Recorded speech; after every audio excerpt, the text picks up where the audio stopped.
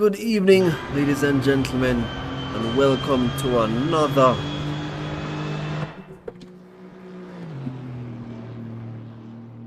Peak performance, round 5.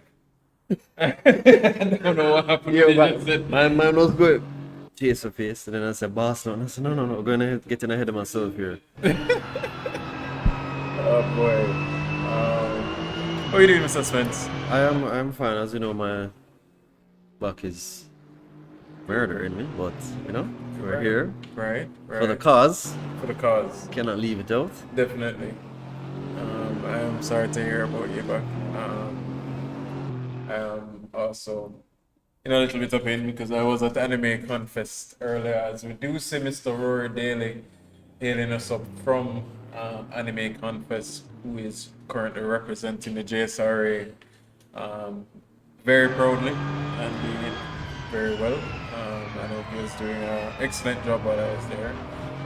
Sorry, you guys, the fans as well as you, have to endure the droning sound of my voice for the next 45, let's say about an hour and a half of racing. So it is disappointing for you guys, but I will do my best to be as entertaining as possible. Give you some crafty feedback with regards to the racing that we have in store for you today. What's your thoughts? Well, the experience I've had with this track was last week. It was the first time I drove on it, and I actually enjoyed it. It's one of my favorite tracks. Prior to this, some of the guys were complaining in the group, but I don't think I've ever been on a track and not crashed in the first 3 laps. That's never happened, and with this track, it was just comfortable. This is one of my favorite tracks, if I'm being honest. I've had my best races on this track, whether it's with the 90s DTM cars. We've had some Lotus Exos battles, and we even had some GT3 battles in ACC on this track. Gives a lot of space for runoffs, a lot of close racing in what I've experienced, and even with last week's race with Chase for Pace, I did enjoy the majority of it. With regards to, even Roger Robinson fighting his way back from being hit out in the first corner from Nathan Bryan. Unfortunate, but how much did he finish? Was it P2? Something like that, yeah. Awesome. Are we still having dynamic weather in this? No. No. It was a little too dramatic. No, man. Yeah, someone. So after the peak performance series, I hope you guys enjoyed it, let's say. But after the peak performance series, we will look to have more dynamic conditions, especially in the Formula series that we just started planning as of 2 weeks ago. And it seems like the drivers are interested. So we'll run a few test races and then we'll see what can happen. So we might get a Suzuka full wet race or a Spa full wet race. It could even throw in a hurricane at this point. Yeah, man. The experience of that was crazy, but it was fun. It was fun. It was definitely fun to watch. I did get a lot of good feedback. I did get a little bad feedback from a few people, but the majority of it was pretty good, and I am quite happy with the reception to it. The drivers enjoyed it.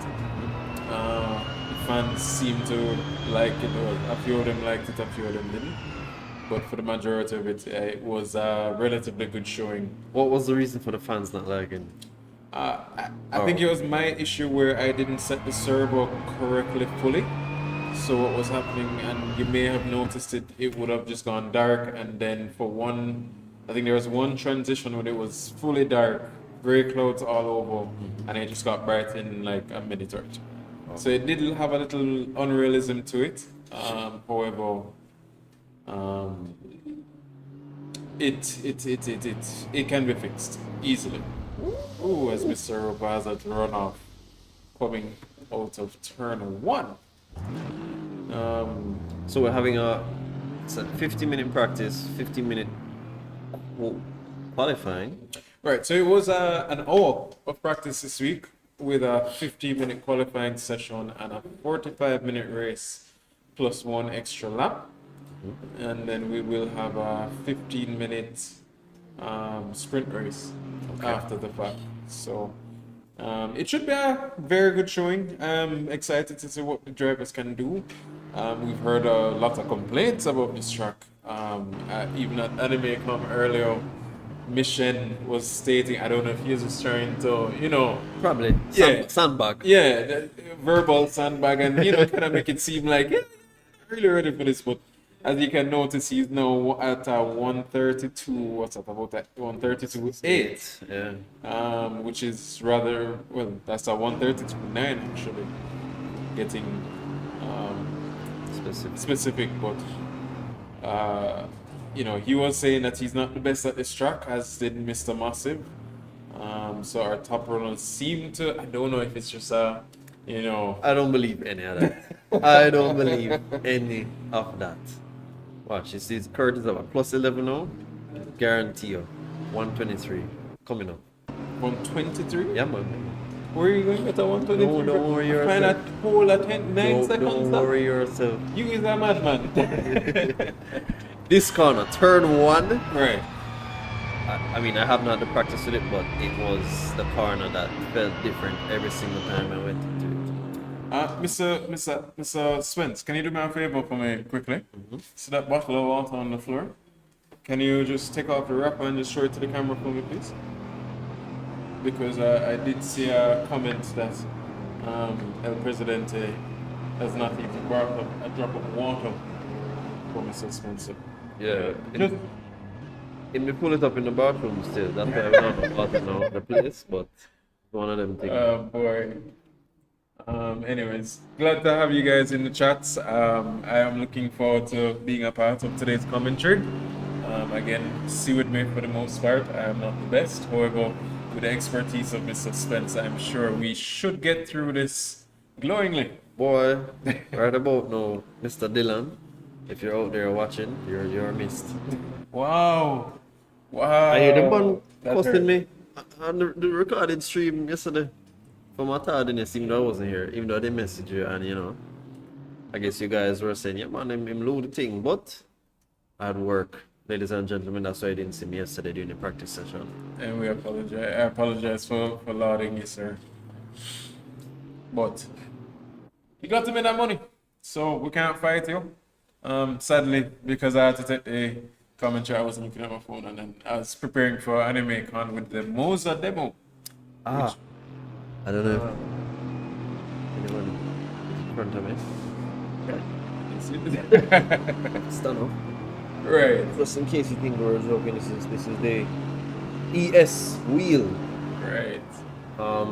Yeah, part of the entire package which we have here, but we can't show you right now because it's not as simple. But yeah, you want to get into sim racing. You can start with this because at this point this costs the same as generally, considering you're the dealer as well, the Logitech. No. Yeah, man. Shifter. It is more expensive. Still 3 bills. I mean, how much is this? Oh, you're talking the wheel by itself? No man, the base and the R5. A full R5 bundle will look at home. I'm just talking about gas pedal steering base. Let's start out with that. A typical R5 bundle will run you roughly about $650, which will come with the pedals, the the base, the table clamp, as well as the steering wheel that we just displayed. But it is with 5.5 Newton meters of torque, and it is the host with the mostest. Miss Hi Valerie, how are you? I'm glad to have you with us. I don't know if you are one of those that we met today at the Anime Contest. However, if you are or if you are not, I am happy to have you on board. And with this, ladies and gentlemen, I am going to be very excited to say we do have the hostess with the mostest Mr. Chad Dillon coming into commentary with us and taking my place so I can go and sleep for the rest of the evening. Have a lovely evening. I am so happy that you guys had me. Enjoy the scintillating voice of Mr. Chad Dillon. Yeah, man, I can just follow you when you get up there. Excuse me? Good. No, let it go. Oh boy. Good evening, ladies and gentlemen. Circumstances have allowed me to be here despite previous plans. However, happy to be here. Looking forward to some good racing action this evening. And I imagine it should be very fun. Oh, we'll have more drivers than normal too. That's interesting.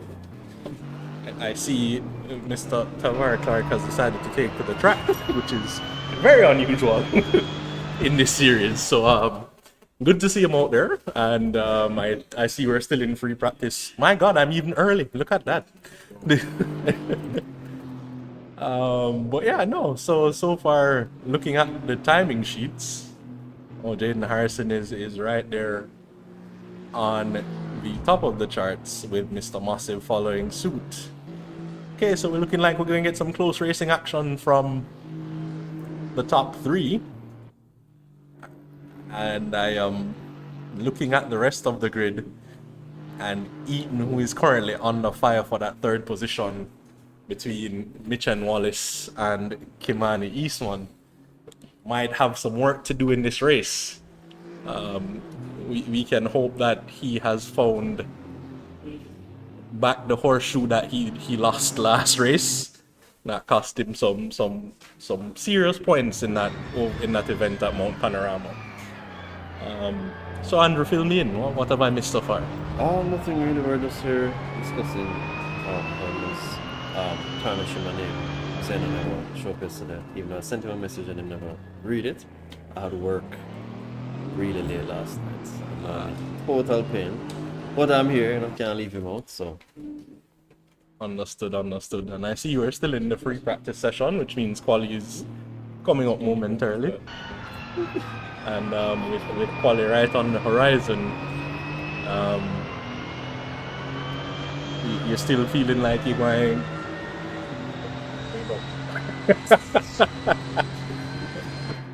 El Presidente is being a nuisance. I guess now that he's found a little bit of freedom, he thinks it's fine to be. It's fine to be a pain. I see I have fans in the chat. Look at that.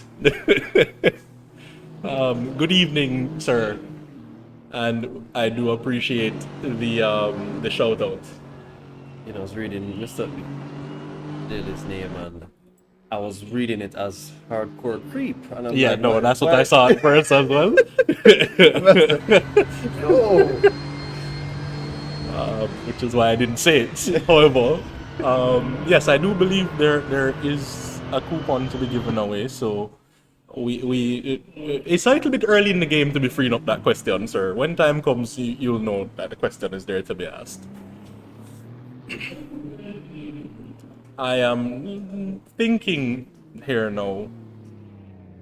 Maybe Jaden and Kurt in the fight for the top spot, and could slow each other down and lend way for some of the other drivers to gain back some points in this series, because I mean Jaden and Kurt are currently first and second and quite comfortably first and second at that. I think the margin to the next driver is 24 points between Jaden and Mark, and a further 29 to Kurt in first. So with those kind of margins, we kind of do need an off race from Kurt, and it's strange because even when Kurt has an off race, he finds a way to win. He was just saying that, what was Kurt saying? Kurt saying it's not one of his best tracks. He's not really good at this track, and I'm like, yeah, sure. I mean, he's gonna prove that, right? Yeah, well, I mean, Kurt coming off of a Mount Panorama where he had unforced errors,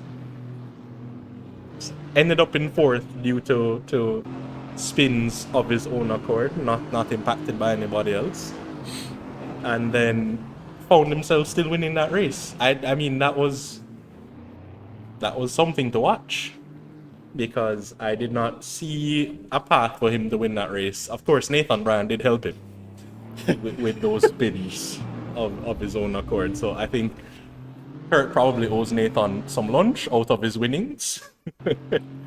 Oh, Nathan is here. Okay. Yes.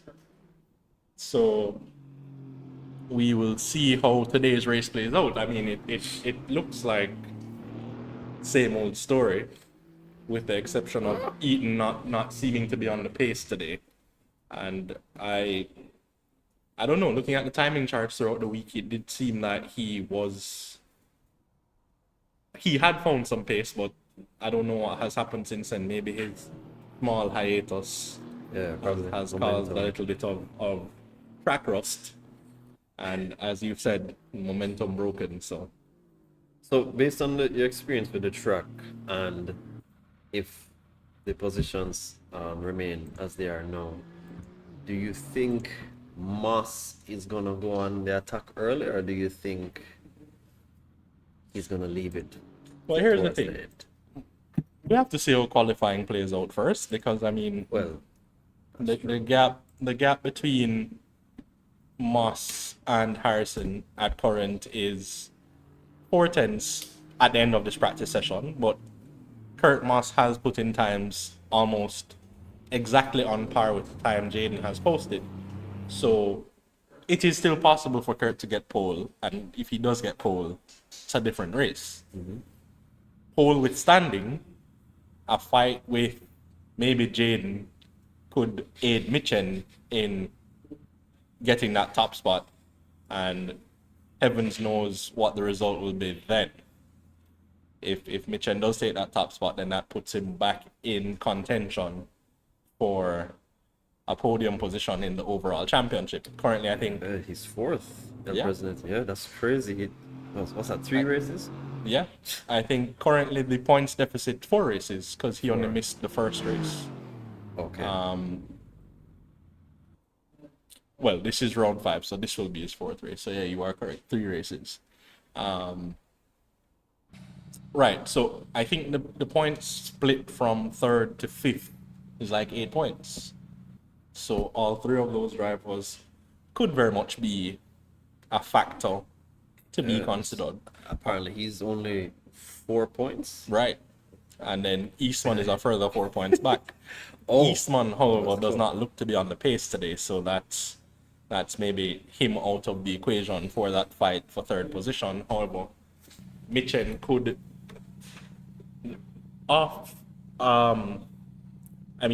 uproot Mark from that 3rd spot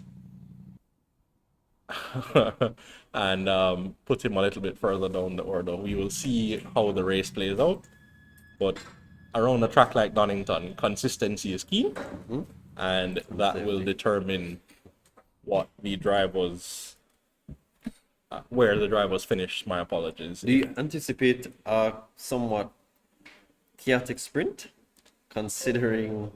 Well, I'm between you and me, I'm hoping for a little chaos in the main race. Fair enough. Just to kind of see things offset. If Kurt is saying that this is not his best track, he has not been the most consistent around here. I've seen mistakes from Nathan Bryan around here. Mark has also said that he is not finding the pace. And I mean, I've not spoken to Jaden, but Jaden once again is still capable of the lapse in judgment here and there. So depending on how all of those different factors play out in terms of where drivers land, it could very much affect the overall outcome. Yeah, right before you came, they were quite concerned in the briefing about the cuts, the track cuts. Yes, that is another factor, because there are a few corners that could very much cause some chaos around here, with Kuno's track cuts being monitored. I know turn 9 is one such corner that will be very dangerous in terms of track cut. Turn 9 is the chicane before the last 2 corners. How do you find turn 1? Turn 1 is a strange corner. The entry is straightforward, but the corner tightens. corners, and in the tightening of that corner, it's also off camera. So if you miss the line, you will find yourself losing heaps of time, or maybe even losing the car. So all in all, turn 1 is a corner to look at. Turn 9, as I mentioned, I've seen drivers running quite wide at turn 7, which could also be a problem in terms of track cuts. That line taken there by Jaden Harrison through the chicane, one such example of the turn 9 debacle, where I'm not sure if that was a legal line. It looked a little bit close to being a cut, but we will see as time goes, and I believe the stewards might have some of this to look at as well. So there are possible penalties to come post-race for turns 3, 4, and 9, and entry into turn 1. Okay, so with all of that to look at as well,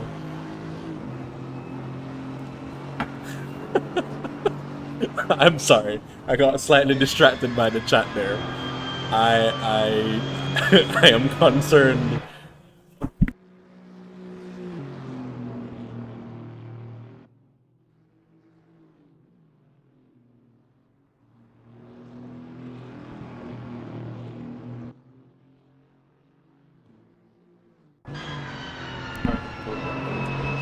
Yeah, man, all of that.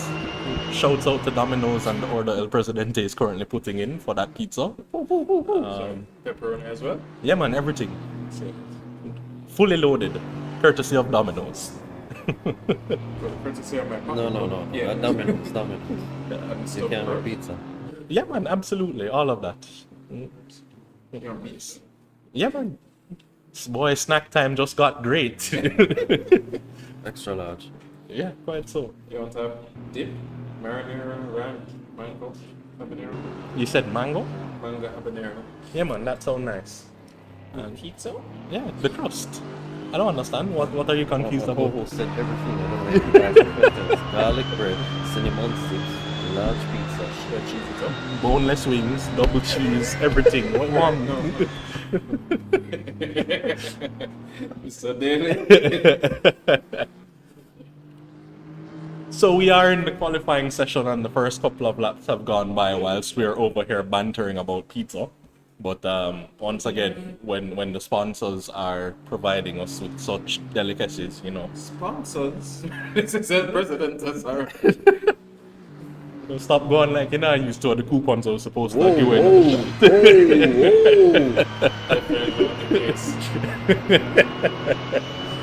Oh my goodness. Okay, so we have gone through the first couple of flyers, and I am seeing already the trend has followed suit from practice. And Jaden Harrison has found himself at the top of the timing sheets, followed closely by Kurt Moss. 3/10 between the top two. Mitch and Wallace a further 7/10 back. Nathan Bryan right there with Mitch and Wallace, so maybe there is a race on between the top four, depending on what the fighting looks like for P1. Mr. Clark. And Yeah, Tavares Clark has also thrown himself into the mix. So, one to watch, ladies and gentlemen. This could be an exciting event. After all, Donington Park could deliver us some great racing here this evening. And as mentioned, some of these laps will be looked at post-race for the lines taken into some of these corners. I think to observe a few of the track cuts that we're referring to as we go along, Jaden just went through turn 1 and turn 4, and has lost the car on the exit, well, on the run up to 6, my apologies. So you see in the background there, I'm not sure who that is coming through, but turn 4, what has been discovered is that we can run over the exit of, well, run to the inside of 4, and it would cause it would not generate a track cut, which is why turn 4 is being observed.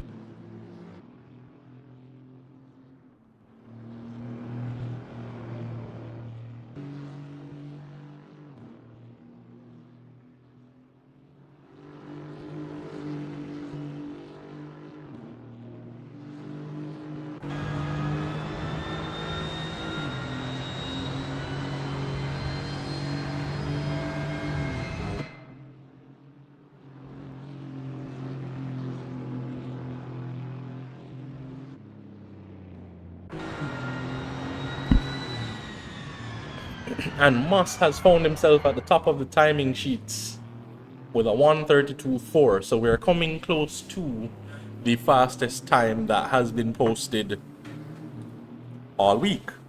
I think the fastest time posted thus far has been a 1:32.3, so we are nearing that benchmark, and we will see if the drivers find any more pace. That was by Moss, I'm assuming. And it was by Moss. Okay.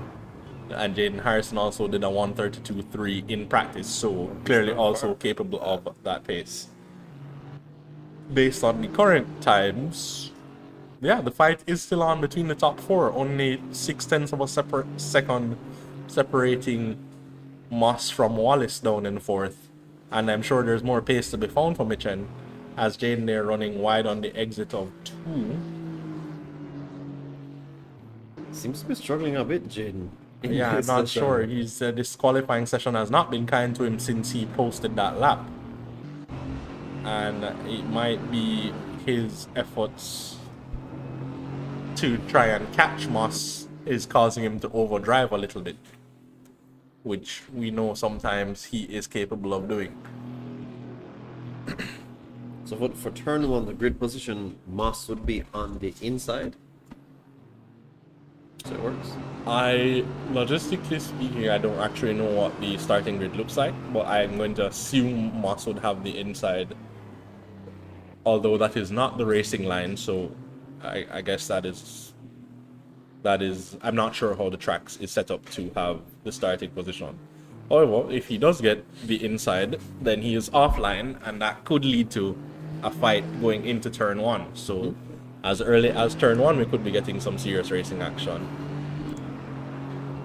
Eaton has found himself on a 1:33.1, which I think is the quickest time he posted in practice yesterday.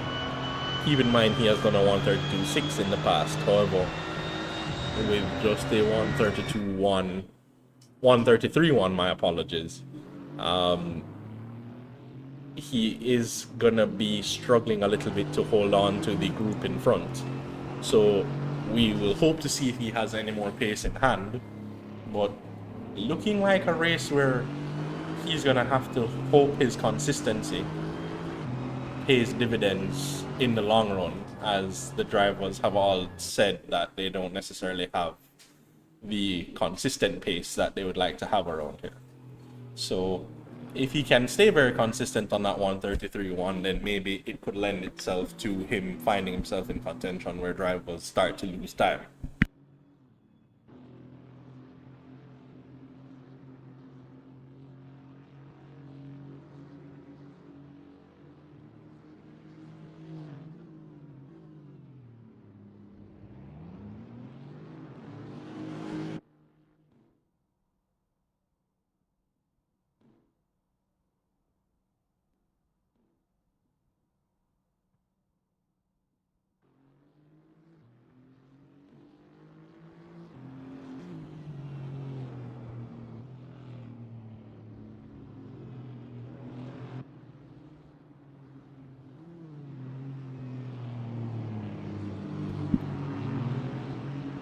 So not seeing much improvement at this stage of qualifying with 4 minutes and 30 seconds to go.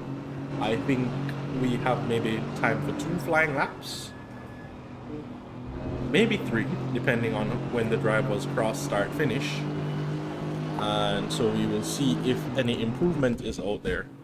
And it'd be interesting to see if Mitchen can get any closer, because Mitchen has looked to be on the pace of Nathan all week, so could be interesting to see if he finds any further pace to match Nathan Bryan. Not going any quicker on this lap at the moment with Eaton right behind. So again, he will have time to go twice more as long as he is going for consecutive flying laps, which could give him the opportunity to improve further. However, at this stage, 4th position into turn 1, and with the luck that he has had all series, we just, I mean, I just want to see a clean turn 1 for him at this point in I time. want to ask you how you think they would fare considering last week's happenings.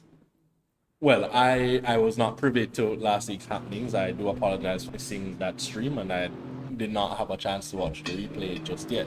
However, I did hear that there was quite a bit of chaos in that range, and with the strategies that people employed. So therefore, with that out of contention, I imagine it's a much different race, and Mitchen finding some time in Sector 1, slight improvement. It's only 0.02 of a second, but that puts him in a spot to find further improvement throughout the lap. And we will see if there is more improvement at hand as he is now going through 7. And someone has posted a faster first sector. Not sure who it is, but everybody seems to be going quicker on this lap. So we will see if there are improvements to come. Finding even more time in Sector 2 is Mitchen Wallace. So could be on to improve up to maybe at this pace 3rd, jumping Nathan Bryan as long as he can string together the last 2 corners in a manner that lends to time being found. Looks a little wide there through 11. And as the run down to the line, we will see if there is time found. Small improvement, but not enough to take the fight to Nathan Bryan in front of him. Needed about another 0.2 on that lap in order to have taken the fight to Nathan Bryan. And it does seem that Moss has improved on his previous best time, as Jaden is now a little further behind. It wasn't improvement by much, but there was some improvement there overall. So it looks like this might be where things end, because I don't think Mitchen's going to get another flying lap being in the pits at this stage. So has maybe resigned to that 4th position, as long as he cannot be offset by any of the drivers ahead. Harrison not currently on the pace, nor is Eaton. But Moss is finding some pace here and could be looking to push even further ahead of the pack to stamp his dominance. But I don't know, something horrendous happened there in Sector 3 as he found himself losing heaps of time. So one more flying lap for all of these drivers, and Jaden Harrison found a bit of time in Sector 2, so currently up by a couple of hundredths. Does need a clean final sector in order to take any kind of fight to Moss, with about 800ths to find in order to be in contention to improve upon the good time posted by, and does find it and found it by a 10th and change. Race on, ladies and gentlemen. Right at the end of qualifying there, Jaden Harrison has found a lap. Is Moss on to match him? Yes, he is. And Moss, maybe realizing that he has lost that pole position, is finding some time. And can he keep it together through the last few corners to take the fight back to Jaden Harrison for pole position? Mitchen is done, Mark is done, no improvement to come for those drivers. So Moss, with one turn to go, is the only driver currently able to offset Jaden Harrison. And as he goes through the final corner to the line, does he find it? Yes, he does, and has responded with a 1:32.2, the fastest time posted thus far. And Kurt Moss has retaken that pole position. I don't think there was improvement for Harrison. We will see if Nathan Bryan has found any more time to match those two drivers, but those two drivers seem to be in a league all their own. 800ths between position 1 and position 2, with Nathan Bryan on the run to the line. Well, one turn to go. We will see if there's any time to be found for Nathan to get in the mix with those two drivers. And no improvement for Nathan Bryan. So, qualifying done, ladies and gentlemen.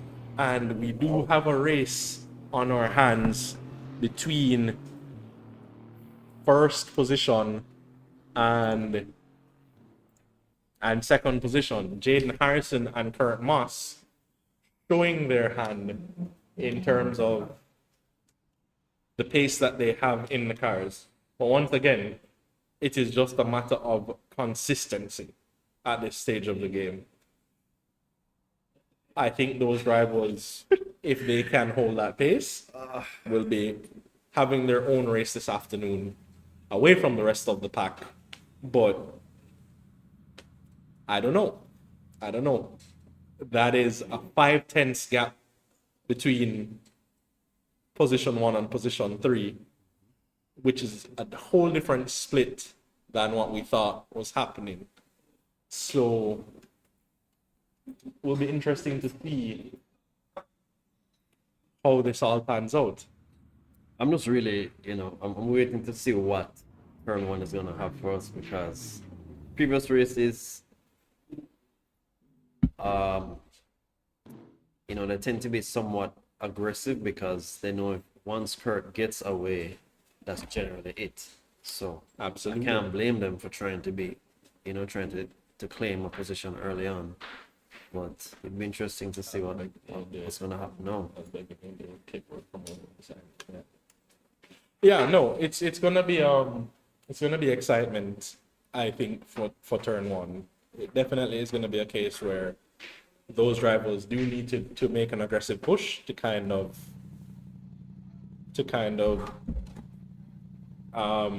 take the fight to him early.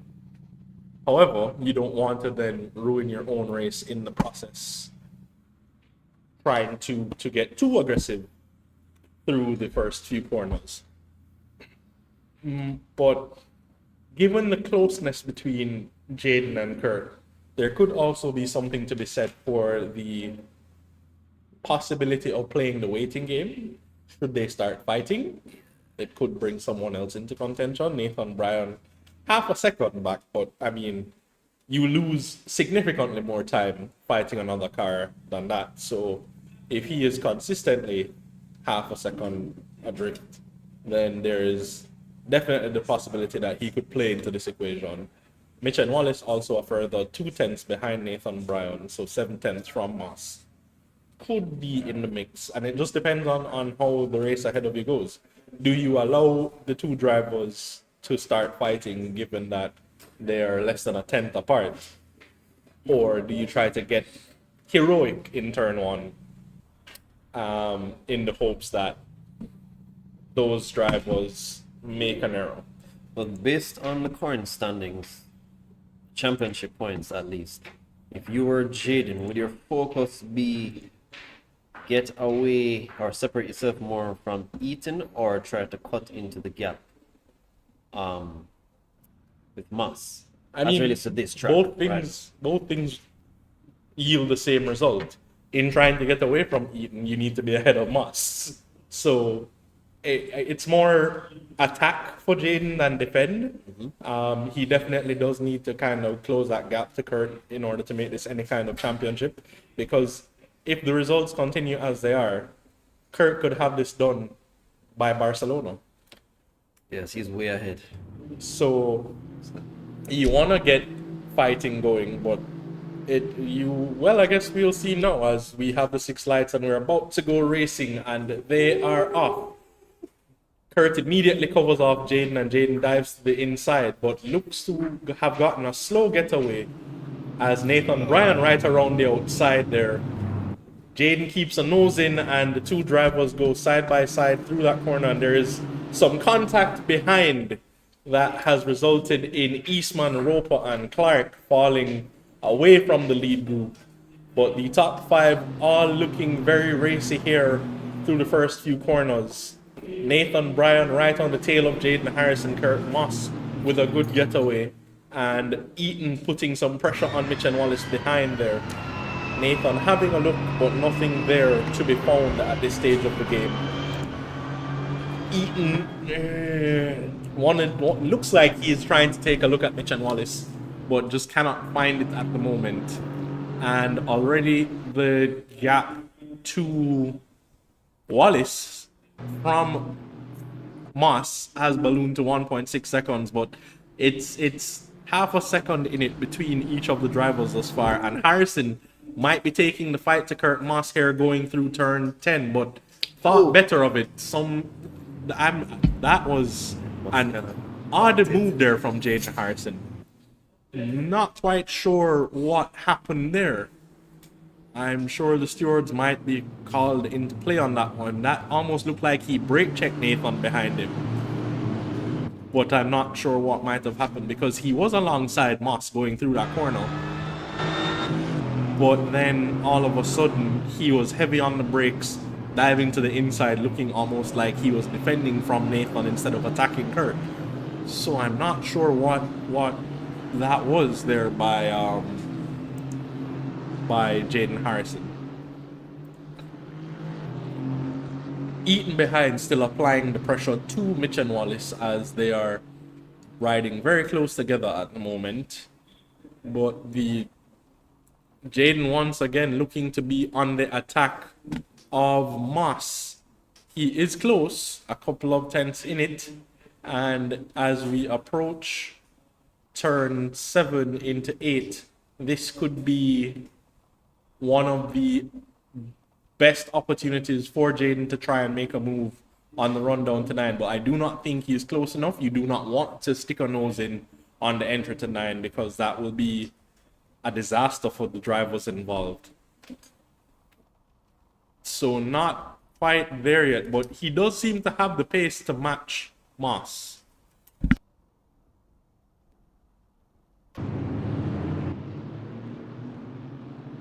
So, as mentioned, the fighting between Moss and Harrison is keeping the other drivers close. So, if these two continue to cost each other time, then you will see somebody else trying to make a move to play themselves into this equation. But do you, at this stage, Andrew, is it a case of biding your time, just staying close, or do you want to get a nose into that fight? Because I think Moss might be a little quicker than the drivers behind, but Jaden does seem to have the pace to attack him at the moment. I'm Jaden. I mean, in qualifying, it shows that he's not really that much faster than I would be. So I probably wouldn't risk it early on. I'd probably wait.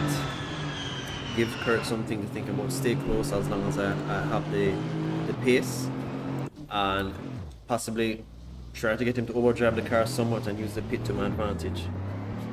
Apologies, as it seems Eaton has had something unfold there between him and Mitch and Wallace, and has tumbled down to 8 and last in the running. And I'm sure the stewards will be belled up following this race to have a look at whatever that is that took place between Mitchen and Mark. I mean, Mitchen just seems to always find himself in these predicaments. He's the one who made it out this time. I mean, he did come out better for it in this occasion, but that is to be seen when everything is looked at following the race. Jaden still, however, putting all of the pressure on Kurt Moss, and Nathan Bryan is staying right with them because of it.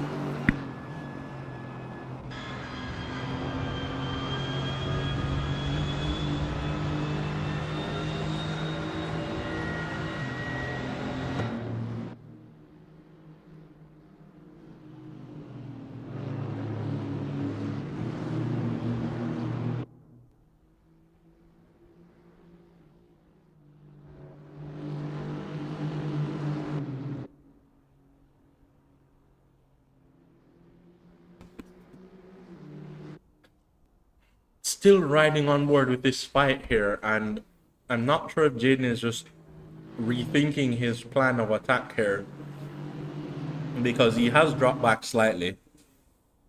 But all in all, as I think he is forcing Kurt to take defensive lines here, and that was very, very close to being an oopsie a while ago. But Jaden is giving Kurt something to think about, and that is keeping the racing close, as the other drivers can stay with the lead too, whilst they're costing each other time.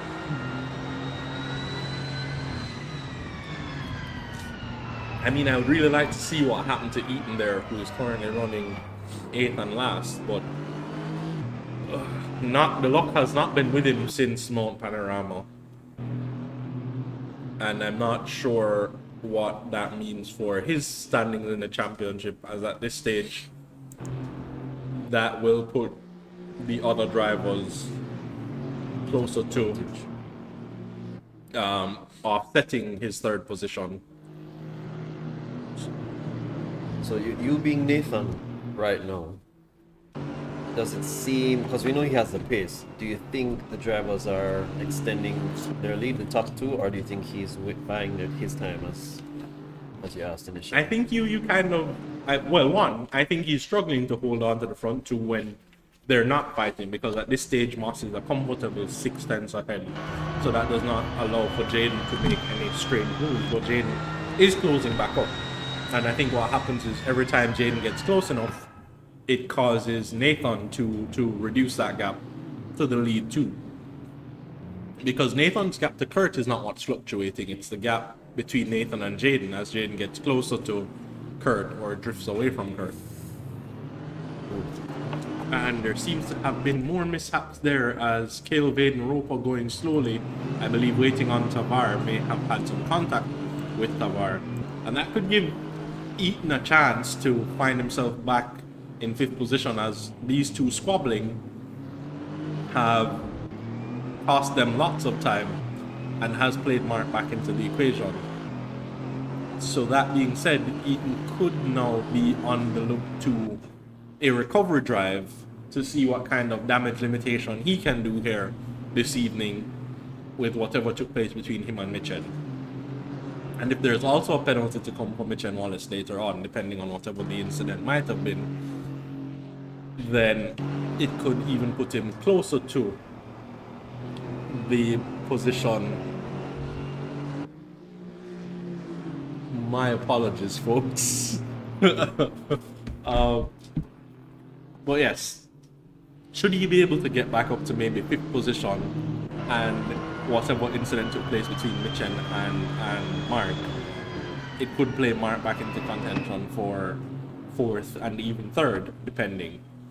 So he is now right with Cale, with Ropo, and could be looking to get that move done in short order. And then next up would be Tavar Clark, who is not that far ahead. So it could be time for Eaton to see what he can do in terms of recovering his race.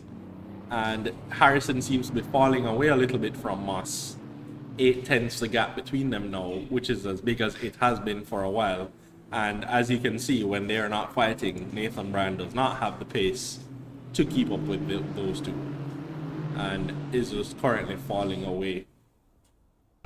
Nathan has been a consistent P3 since he started the race, so hasn't he, Chad? He has.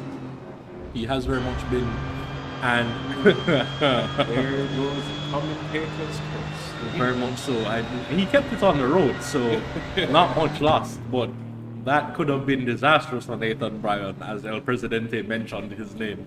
Oh god, I'm coming out to the commentator right? Smooth as we speak. Ladies and gentlemen, thank you for having me. No, you're more than welcome to stick around, El Presidente, but pit window now open. It's time to start considering strategy, gentlemen. What is the strategy, Chad? I think given that Donington might demand a little more tires than other tracks, you might want to, depending on how you fueled for the race, if you plan to refuel at your pit stop, then I would suggest running as long as you possibly can before taking that pit stop. However, if you're not refueling and you have fueled for the race duration from jump, then I would think what you want to be doing is taking an earlier pit stop. Oh, wow. A three-way fight there for sixth position. Eaton trying to make a move up the inside and might have had the door closed on him there by Cale Vaden Roper. And is still looking to take that fight to him as they go through 11 on the run down to turn 1. Mark there right on the rear wing of Cale Vaden Roper and looks to the outside as Cale defends the inside line. But that might have been a mistake by Cale as the outside there gives Mark the better traction on the exit of 1. Clean, guys. Cale squeezing Mark Anthony Eaton, and this is good wheel-to-wheel action here from these two, keeping it very clean. Cale sticking a nose in there and has run wide, and oh no, he's gonna lose the car there. That is unfortunate. A good-looking fight for these two, but Cale coming off worse for it. They kept it clean up until the exit of turn 4 there. Turn 5, my apologies. You were saying, Andrew? I think Tavar, based on the briefing, the extent to which Tavar went over into the pits to take turn 1, he's going to suffer a penalty for that. He missed the meeting. Oh, there. Okay. So, Mr. Clark, if you're listening to the commentary at the moment, stop taking that line or you will find yourself tumbling down the hurdle. As Mark now looks to make the other move and looks around the outside at turn 10.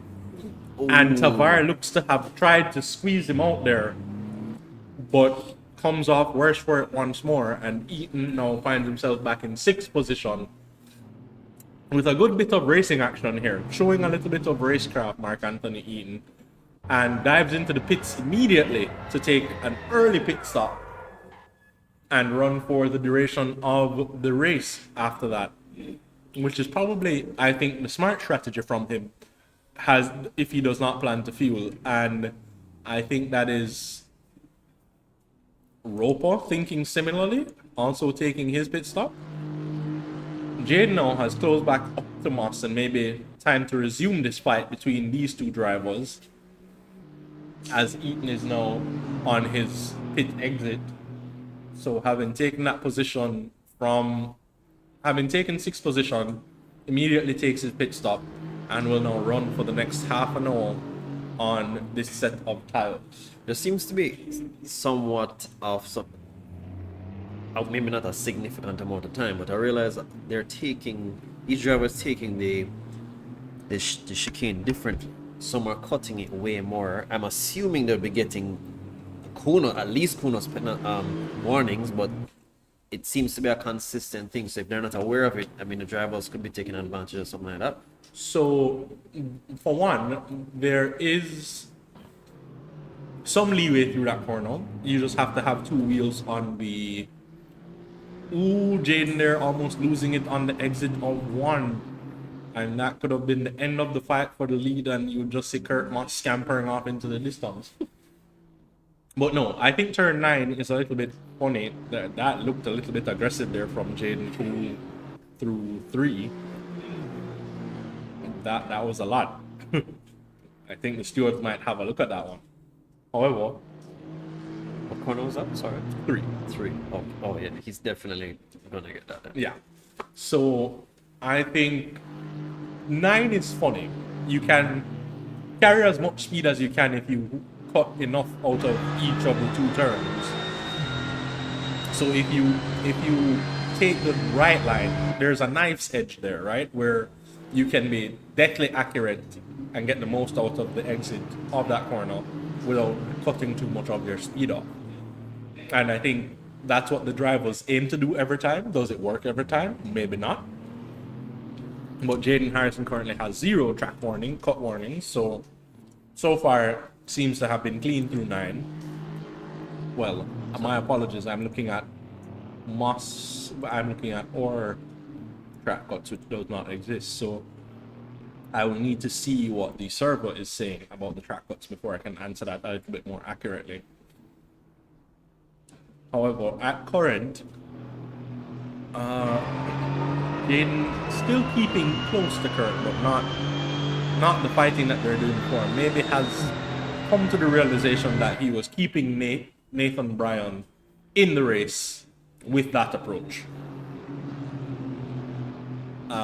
Now at this stage, with Nathan falling away from the two of them, maybe it's time to go back on the attack for Jaden Harrison. Do you think Kurt is playing it safe right now? As we notice, the gap between himself and Harrison, it's fluctuating by quite a bit. Like he was at 8/10, now it's down to 5. Moss himself has said that this might not be his most consistent track, so maybe a situation where he might find himself losing a bit of time here and there.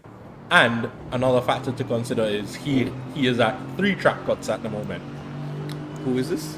Kurt Moss. Wow. What about Jaden? Jaden is at 2. No, Jaden is also at 3, my apologies. So 3 track cuts apiece with 30 minutes of racing action to go.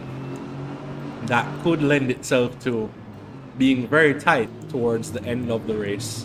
And most of the other drive was at 1 or 2 track cuts. So maybe not so bad in terms of the track cuts for them. But if the top 2 already have 3 track cuts apiece, then there might be something to be said for what happens in terms of their races should they continue to cut track. Ladies and gentlemen, I am so sorry to cut you. I just would like it to be known that participant Jason Alexander has now stepped into the center, flaunting his BW Beetle t-shirt. I hope everybody plugs him in the chat as we go along in the rest of this race. Thank you very much. Sorry for the interruption. My goodness, and standing in the center when he should be out there on track, Jason Alexander. But that is the nature of racing. Maybe just not available for the entirety of this race. However, back to racing action. Jaden seems, and he's having a look here at 11. No real way by there. Kurt And takes the best line here. Well, the widest, I should say. See, he cuts it way earlier than Jaden, so I'm not sure that helps him on the. Jade might have just been taking a look there to see where he could put his car to upset Kurt, but nothing in it. However, their run down to turn 1, Jaden looked to have been gaining. We will see where he finds some time, and does seem to have a run here on Kurt Moss as they are now going through 3 into 4, and Moss may be thinking about where to put his car to impede the attacking Jaden. As Nathan Bryan, they're taking a very aggressive line through 4. One that might cause the stewards to take a look. But Jaden Harrison now seems to be applying the pressure to Kurt Moss in the hopes of dethroning him from the lead of this race. Now, again, pit window open. At what point do you think you would bail out of this fight? Take your pit stop and just get some clean air to try and do your own race. I think at the moment I would pit when Kurt pits. Ooh, a little bit of door banging there. And that has sent Kurt wide, and Jaden Harrison takes the lead of the race, and I'm sure Kurt Moss will be fuming based on that maneuver.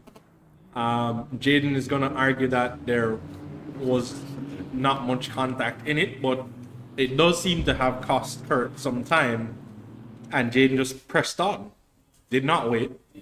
Just continued along as if nothing happened. So I'm not sure if he thinks there wasn't enough in it to warrant him waiting. But he is now in the lead of this race, and Kurt Moss will be driving with anger at this stage, I think, given the way Jaden Harrison took that lead. Now, again, if this is also going to be a penalty for Jaden Harrison. Mark Anthony Eaton could be sitting in position right now to find himself back on the podium if he does clean enough laps, as Mitch and Wallace could also be at risk of a penalty depending on how that incident between him and Eaton played out. So Mitchen has now taken his pit stop. No, he has not. What just happened? Oh no, I think that just there's a glitch there is what happened. Everybody is still running in their correct positions. My apologies, folks. Chad, how do you see? I mean, based on the stream a while ago, it looks like a door-to-door contact. However, the shunting of Moss off the track, do you think that was, you would attribute that to the contact even though it was after? So that contact could have unsettled the car, and that was in a braking zone. So that being said, it could be a situation where it put him off of his line, or it caused some amount of unsettling of the car that led to him running deep into that corner. Harrison has now taken his pit stop, and at this stage of the game, the only other two drivers to have pit are Mark Anthony Eaton and Cale Vaden Rocco. So we'll see where he comes out relative to those two. And that will give us an idea of how pitting early has played into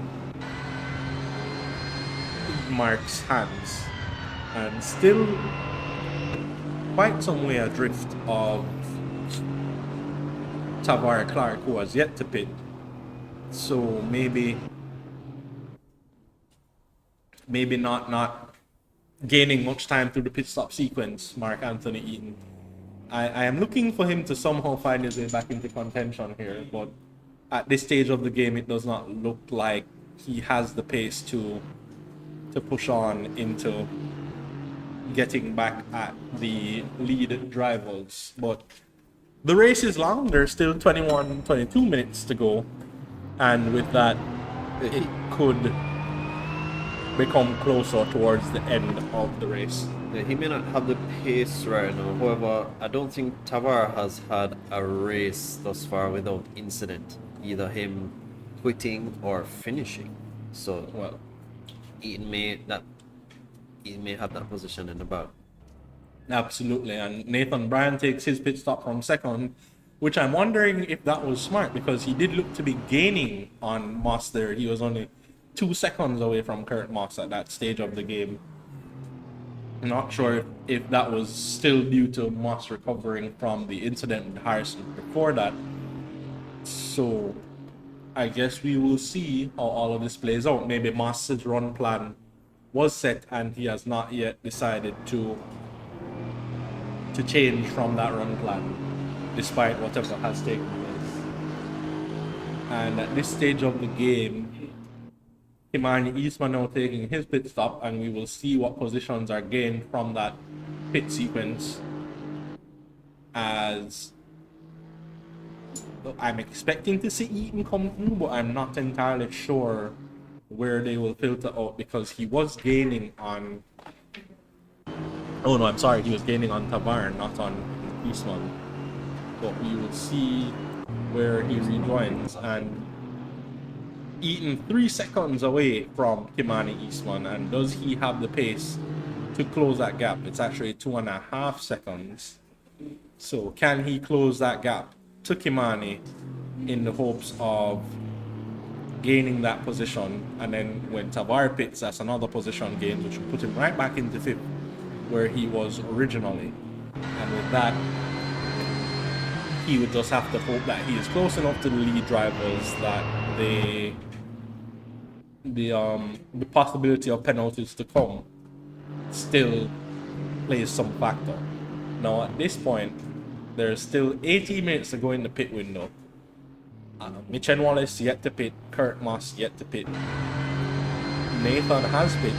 I think only Tavar, Mitchen, and Kurt have yet to pit at this stage of the game. How deep into the race are they planning to go before taking that pit stop? And do you see a benefit to running that deep into the race? At this point, if it's not, I mean, Eaton took his, so he's out of that conversation. But not running within the top three initially, I don't think it's gonna help you at this stage.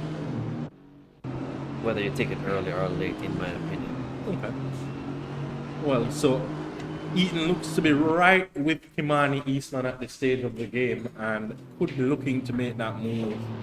Maybe having a think about where to try and make that move. There is some cunning to Mark Anthony Eaton in the way that he drives and his approach to wheel-to-wheel racing.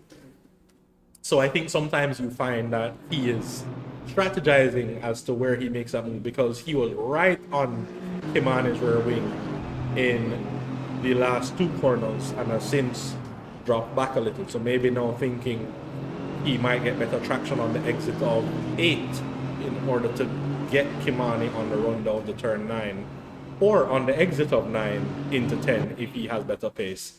But he is right with him now as they go through turn 8, and maybe my first prediction was correct, because he is sticking in the slipstream of Kimani Eastman and has forced Eastman into a mistake, because Kimani found himself running very wide there into turn 9, and that's position gained in a very, dare I say, cerebral manner by Mark Anthony,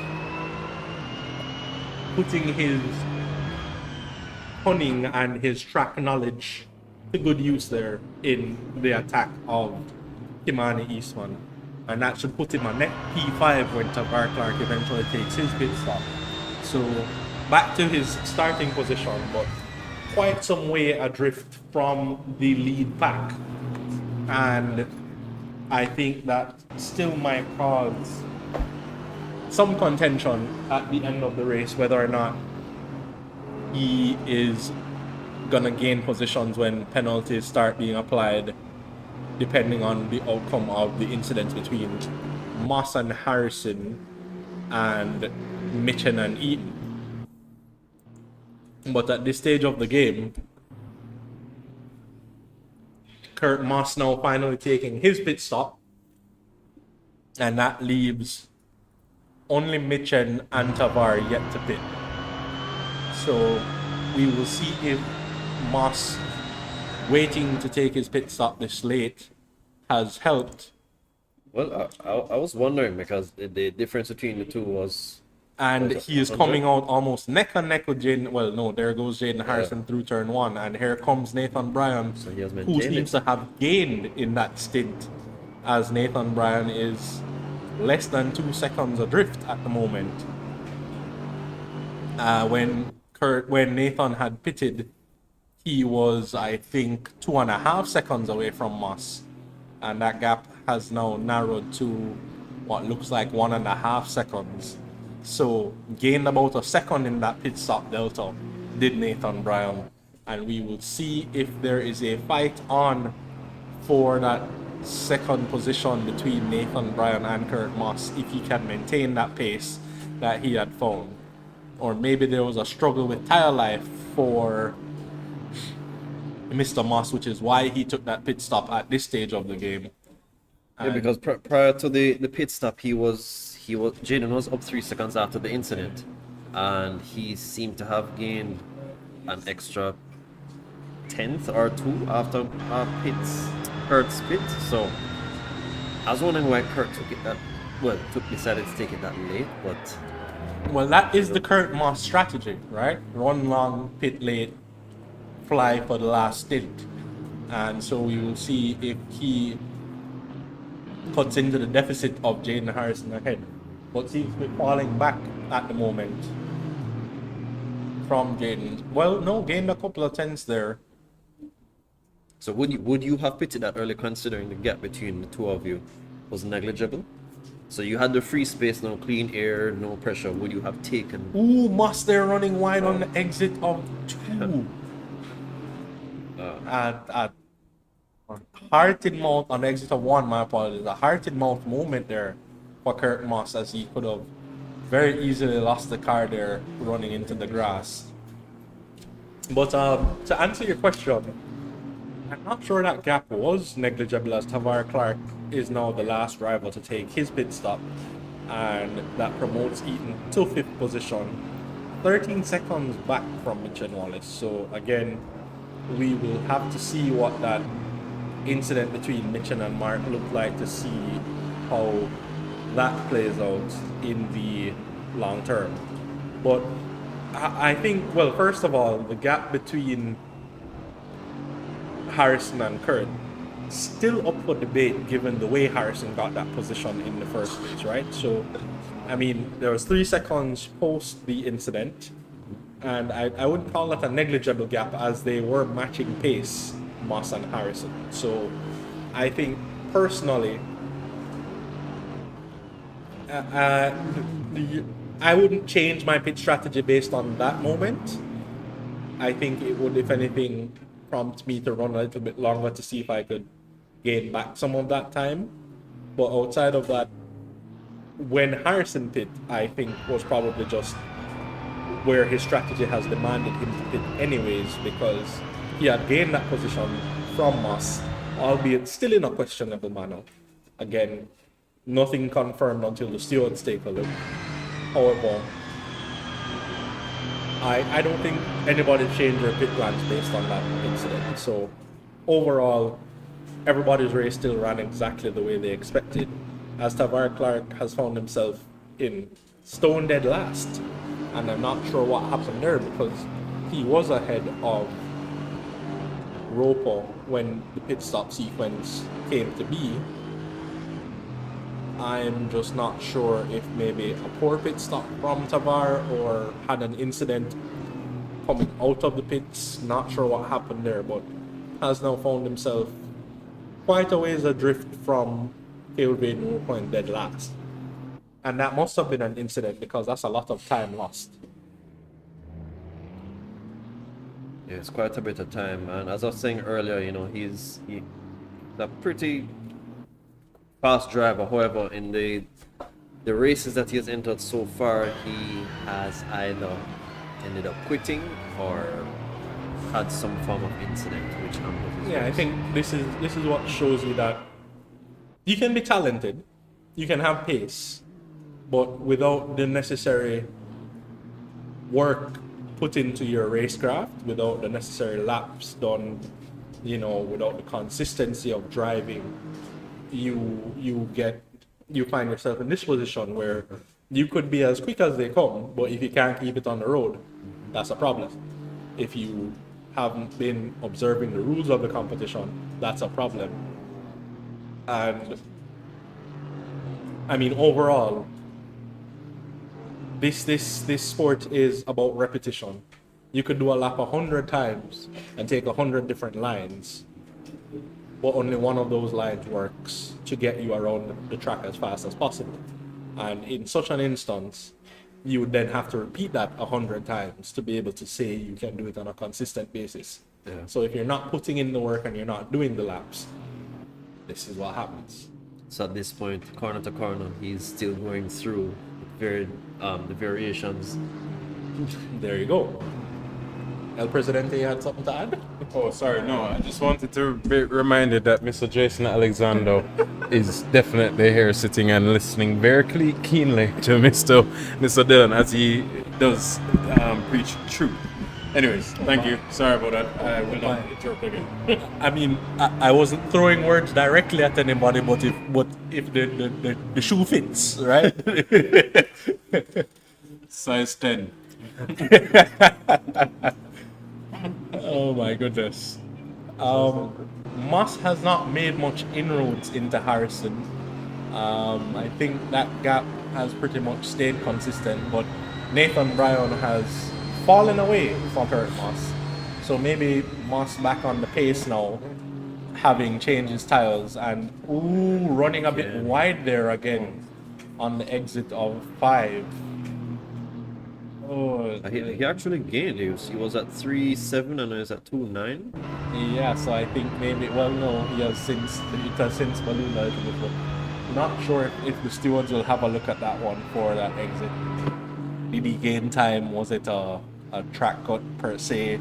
And stewards will have a look when the time comes. I don't know if you've had experience with driving half asphalt, half grass, but how do you find that it affects your time during the race? Because quite a bit of them I've seen doing it, but I'm not sure.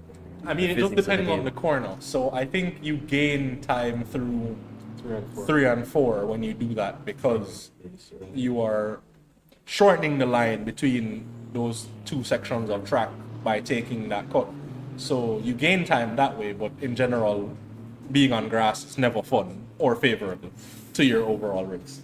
I just think those two corners, because you're shortening the distance, the time that you would lose by losing that traction from touching the grass is negated, and actually you end up gaining time for it.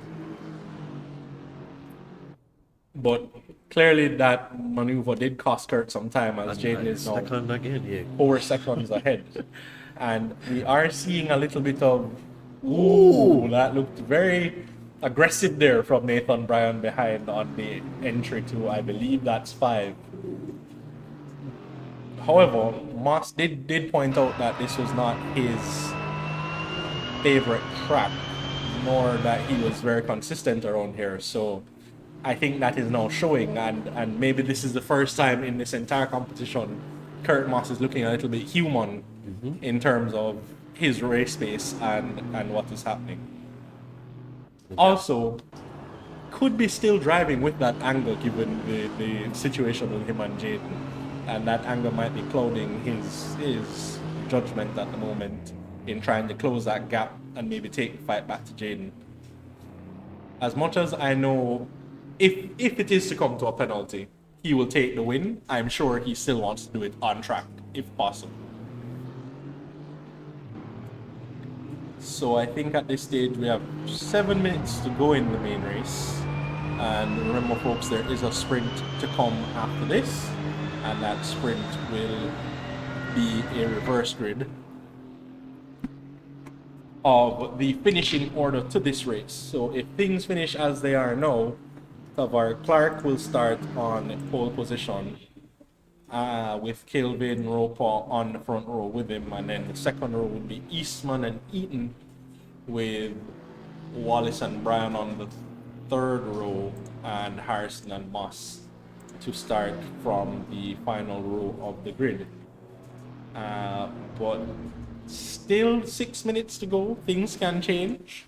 We've seen Moss dip a tire in the grass here and there, which would eventually lend itself to a full-blown spin, and that would once again shake up how things play out. I'm not trying to put the commentator's curse on anybody.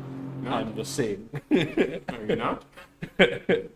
I'm just saying things can happen. There's still 6 minutes to play, so who's to tell what will come of this? You know, initially we saw Harrison being a bit inconsistent when he was on the hunt for Moss. Since the positions have flipped, Moss seems to be taking that position on with the troubles with the inconsistency. It's making me wonder how he will fare in the reverse grid, because he's not necessarily, mastering the track as he normally masters the previous ones, but that along with trying to pass the latter half of the grid, maybe some cause of concern for his result in this race. That is a fair point, in that it's a whole different ball game when you have to consider drivers around you whilst running. And I think at this stage, it's not even that he is close enough to Jaden for it to be affecting him. So he's just making these errors all on his own. And I think overall that just shows that we have mentioned time and time again that there will come a track where you are not perfect. We thought we found that in Mountain Panorama, but he still found a way to win that race. But maybe this is the one that shows that Kurt Moss is actually human and not just a machine that knows where to brake, when to brake, how to turn in to get the maximum out of a track. But you could be correct in your assessment based on his possible anger, because when he was in front he was fine. After that incident the race has fallen apart for him. I mean, mindset is a big thing in race car driving. So when you start to consider, you know, the things that you're thinking about, if you're no longer focused on just hitting that apex perfectly every time, you're watching the gap as it grows, and you're watching how quick it's coming down, and you're trying to figure out how to get quicker and where you can gain time. You start to overdrive, or you start to play it safe, and there are just factors come into play. And if you are not stone cold in your mindset, you know, headstrong, I was gonna use all manner of catchphrases, but you get the point. Unwavering, yes. In that, as long as you are not only focused on the maximum lap time, you are focused on other things, and there are other things affecting your overall psyche, it starts to show where you lose pace. I mean, it just comes to you're no longer doing this to the best of your ability just because there are other factors now playing on your mental. So that could be what we're seeing here. It's very unlike him. I've not seen him react that way in the past. Yes, he's still losing time as well. But it could also just be the track. He does not necessarily enjoy Donington Park, and it might be also playing on the mental. So here we are. Jaden Harrison, on the other hand, is just enjoying life at the front and is cruising to take the victory here. But again, with an asterisk until the stewards have a look at that incident and how bad it actually was. So, to be determined as to how comfortably Jaden Harrison will take this victory. And Nathan Bryan will be a comfortable third. Mitch and Wallace with 13 seconds over Mark Anthony Eaton. And again, we don't know what that incident actually looks like. I mean, I really do wish we had the replay feature on Assetto Corsa, but it is what it is. So we will just have to have a look at it post-race. And I mean, if it's noteworthy, maybe El Presidente will give us a look on social media as to what took place. So we will see how all of that unfolds. But as we are winding down the race here, we have about 2-ish laps to go as we are riding on board with the race leader. He will have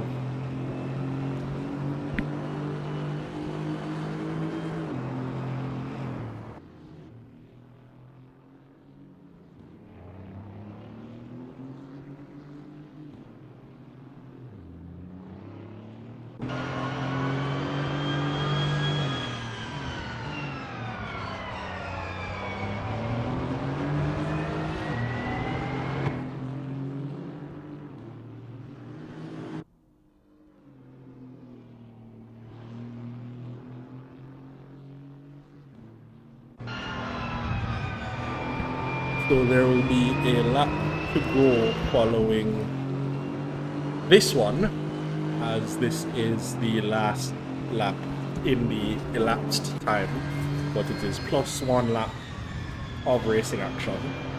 And so Jaden Harrison looking to take the victory and is still gaining time to Kurt Moss. Yeah, I think Moss has conceded, considering. Oh, whoa, whoa, whoa. That could have been. That is Jaden Harrison. That could have been, and that could have been a moment to change the race right here at the end. And as we always say, this is motor racing. You do not write anything off until the last moment. But I mean, it could get very interesting come sprint time, because as you mentioned, if Kurt Moss is not feeling 100% confident, it will not be as easy as it was in the past to just cut through the field and find yourself back in the lead of the race. And in the same breath, this could be an opportunity for some gaining in points for drivers like Mark Anthony Eaton that was really just not on the pace today, as well as the drivers behind him. So the sprint race could be one to watch here. Yeah, I think Moss is going to have the most out of it with Jaden for that next race. I am anticipating he's going to be like, no, I'm going to make your life hell. Well, I mean, as long as he does it within the rules, then all's fair in love and war. And don't get it twisted, this is a war at this point because Jaden Harrison is trying to cut into that deficit to Kurt Moss, who is comfortably out in front by almost 30 points. And I'm sure he would want to see that deficit come back to him so that with the last 2 races to go, Barcelona and Interlagos, you could see an actual fight for the championship overall. But at this stage of the game, it's still Kurt Moss's championship to lose. So Jaden Harrison is now taking the second to last corner and is actually on the cusp of lapping one Tavar Clark, which I don't think to this point have we really seen cars get lapped. This would be the first time a car is actually lapped on Nerd, if not for the fact that Jaden Harrison is about to cross the line to take the race victory. And Kurt Moss will come home right behind him to take that second position, and Nathan Bryan stays comfortably in third. Mitch and Wallace will come home fourth on the road, but again, things to look at when the stewards convene post-race. So we will see if that fourth position stands. Eaton will come home in fifth, and I'm sure he will have his take to take to the stewards in terms of whatever took place between him and Mitchell. And we now await the arrival of Kimani Eastman, Kilbane Roper, and Tavar Clark to round out the race, as Eastman is coming through the last corner now, and Roper just down the road there is approaching the last corner now. Only Tavar Clark left, who has about half a lap to get to the line. Oh no, I apologize. He is actually going through the second to last corner as well. So, I mean, overall, what is Jaden Harrison doing? Let the man finish his race, Jaden. I mean, to be fair, Tavar is completely out of this because if he has taken every lap of this race, cutting corner one, well, not cutting, but cutting the line, pit line. Let's declare. Either way, here we are, crossing the line, stone last on the road. So, I mean, not much to be done to Tavar Clark at this stage of the game in terms of his overall position. So we will see what comes of all of this when the stewards get together, but that is now the end of the main race, and Jaden Harrison takes the victory. Once again, there's a small asterisk there, with Moss second, Bryan third, Mitchen the next driver with an asterisk in fourth, Eaton fifth on the road, Eastman down in sixth, Roper and Clark to round out the order. Points have been scored by all of these drivers. We will try to update you with the possible point standings as we are now planning to progress into the sprint race with these drivers going back to the pits. Race done. Thoughts? Well, I'll give you my thoughts. Well, regarding Moss and Jaden, having a bit of anxiety, to be honest. I know Moss is going to be unhinged for this race. He needs to make up or maintain the gap he has between himself and Jaden, and that's especially based on whether the asterisk is going to be applied or not. So I tried. yeah, a bit of excitement to come. Turn one, slower drivers in front, fast drivers behind. Most of the passing happens on the main street and what's that? The street before corner 9. 9, yeah. Yeah. I mean, it's gonna be tight. I do believe it will be. So, I mean, still lots to play for in terms of points to be gained here by these drivers. So, the starting grid for the sprint should be Clark, Roper, Eastman, Eaton, Wallace, Bryan, Moss, and Harrison. And that will,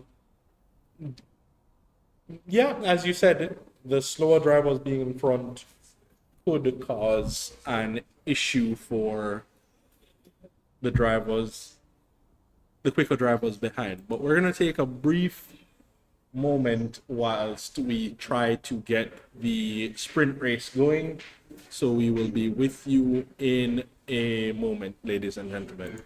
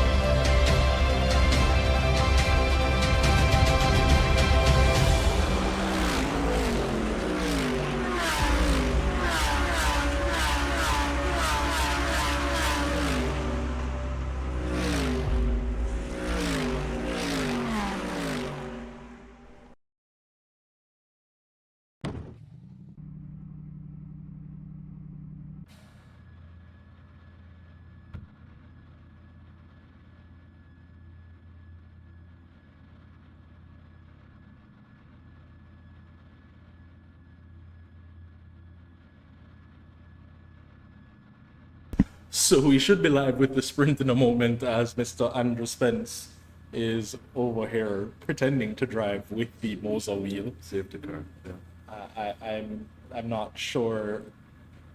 Well, yes, that's a better idea to display to the audience. Once again, the JSRA are the exclusive dealers for Moser here in Jamaica, and when you want to get the creme de la creme of racing equipment, come on down to the JSRA, and after you buy the creme de la creme of racing equipment from the JSRA, feel free to join our competitions. And trust me, we are not short of races to participate in. Coming up in the near future, we will have a radical series starting, as well as a Formula series. I see Mr. Jason Alexander looking at me funny. I guess that's not his cup of tea. However, more races to come. There will also be, I think, an Assetto Corsa Competizione GT3 series to come, with participating countries being Venezuela and Dom Rep. I want to say. The Radical Cup should also feature Venezuela and Panama, if I'm not mistaken. But yeah, no, always stay tuned to our social medias to see what racing we have in store for you. Trust me, there are big things coming, including a rally series that is coming up later this year. We have drift competitions coming up, so that should also be good fun to watch. Again, lots of racing. Chase or Pace will continue even after peak performance. So there is more to come on that front. And the drivers should be taking their grid spots in a moment to get going in the sprint race. So we will be going back to the track view in a while, but any thoughts, predictions, worries for the sprint race, Andrew? Oh, another one. Aside from the Jaden and Moss prediction, if you call it, Nathan has been aggressive all race, and he is, I think he'd be ahead of them, correct? Yeah, Correct. going into the race. So if they don't make it, if past Nathan in the first race, and he consistently is aggressive, because I don't think he didn't have many incidents, did he? In the previous race? Did In the you main what, sorry? race? Incidents. Nothing of note. Yeah, I don't nothing think. of note. So if he maintains that style, I think it may be hard to pass him. I mean, Moss could either use Nathan as that obstacle, or Jaden has the opportunity to do the same for Moss. Absolutely. So, yeah, things to watch. I do see Roger Robinson, one of the highlight performers in last week's Chase or Pace race in the wet, in the chat, pointing out the incident between Jaden and Kurt. And yes, we do agree there is something to be looked at there. However, that is for the stewards to determine, as the drivers are lined up on the grid for the start of the sprint race. So we will be going racing again in a moment, folks. But yes, there is something to look at. I see Mr. Amir Hussein in the chat. Good evening to you, sir. Thank you all for joining us. We do appreciate the support and for you to be joining us here. I do think we, however, have to restart the server as there is an issue. So the race will not get going just yet. We apologize for that. Not sure what the issue was. But yeah, so whilst we await the restart for the race to come, you were pointing out that you think Nathan will be aggressive. Yes. Another driver that we all know has the ability to defend with the heart of a lion, Mr. Mark Anthony Eaton, That's a very good is point. quite a bit up the road. And should he gain Bottleneck. yeah. Should he gain positions at the start, or should he find himself anywhere near race lead? I mean, I think you will find it very difficult to get by Yeah. him at the later stages. And 15 minutes, you're going to get about 8 to 9 laps of racing action. I don't think that's enough time to mount a defense, especially if you do not get through the traffic quickly enough. So if you are that much quicker than the other drivers, you have to be lining those moves up consistently every lap, getting it done early to kind of take the fight to that pack that will be ahead just based on track position. And I think if that is the case, then Mark Anthony Eaton could be looking at a possible sprint victory here. It was Nathan, Mitch, and then Eaton, right? In the main race result. Yes.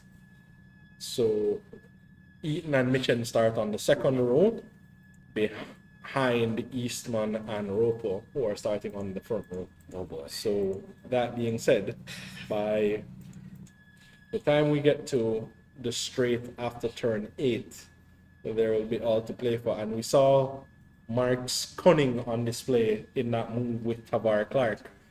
Just kind of baiting Tavar into that error on the run down to 9. What? I saw it coming, but like his execution was still so flawless that it was fun to watch, because just the way he sat in the slipstream of Tavar Clark and just kind of made Tavar outbreak himself, really.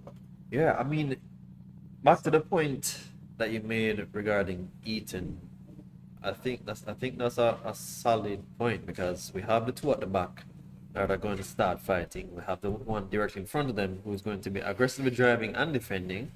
So, you know, that's a recipe for possibly some disaster, some contact.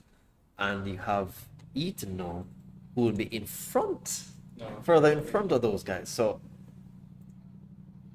I think that's probably the most important obstacle for the race, for the top two drivers here. Absolutely. And I think we're all lined up and ready to go at last. We are missing Kurt Moss, who has now found himself in the grid lineup. So, grid set. And we have 15 minutes to determine who gets the points for the sprint. And with the sprint points on offer, once again, it's just who is daring, who's gonna make the move early. We have 6 lights and we're about to go racing, ladies and gentlemen. A good getaway there from Tavar Clark. Actually, a great getaway from Tavar Clark.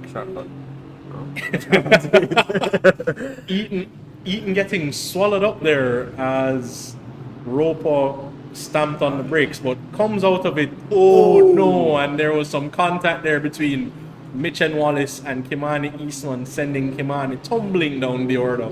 That is unfortunate for him. Clark, then Roper, then Eaton, with Nathan Bryan right there looking for the attack. Eaton trying to position himself to take the fight to kill Vaden Roper, whilst defending from Nathan Bryan there. Nathan thinking better of it, having stuck a nose in previously. And I think this is where Mark has proven to be able to coax some mistake out of the drivers, but not close enough to Kale. Instead, Kale might be looking to go on the attack with Tavar, and those two drivers so close to making contact there. Tavar did cut the track, and that played Eaton right back into the equation as he dives up the inside, but Clark coming way across to kind of cover him off and does make contact. Eaton keeps it on the road, but runs so very wide, and that is definitely going to be looked at by the stewards there for Tavar, having squeezed Mark so very heavily there in that turn. And then Nathan making some contact there with Tavar. That is a little bit messy. And all the while, Mitch and Wallace, Jaden Harrison right there in the mix.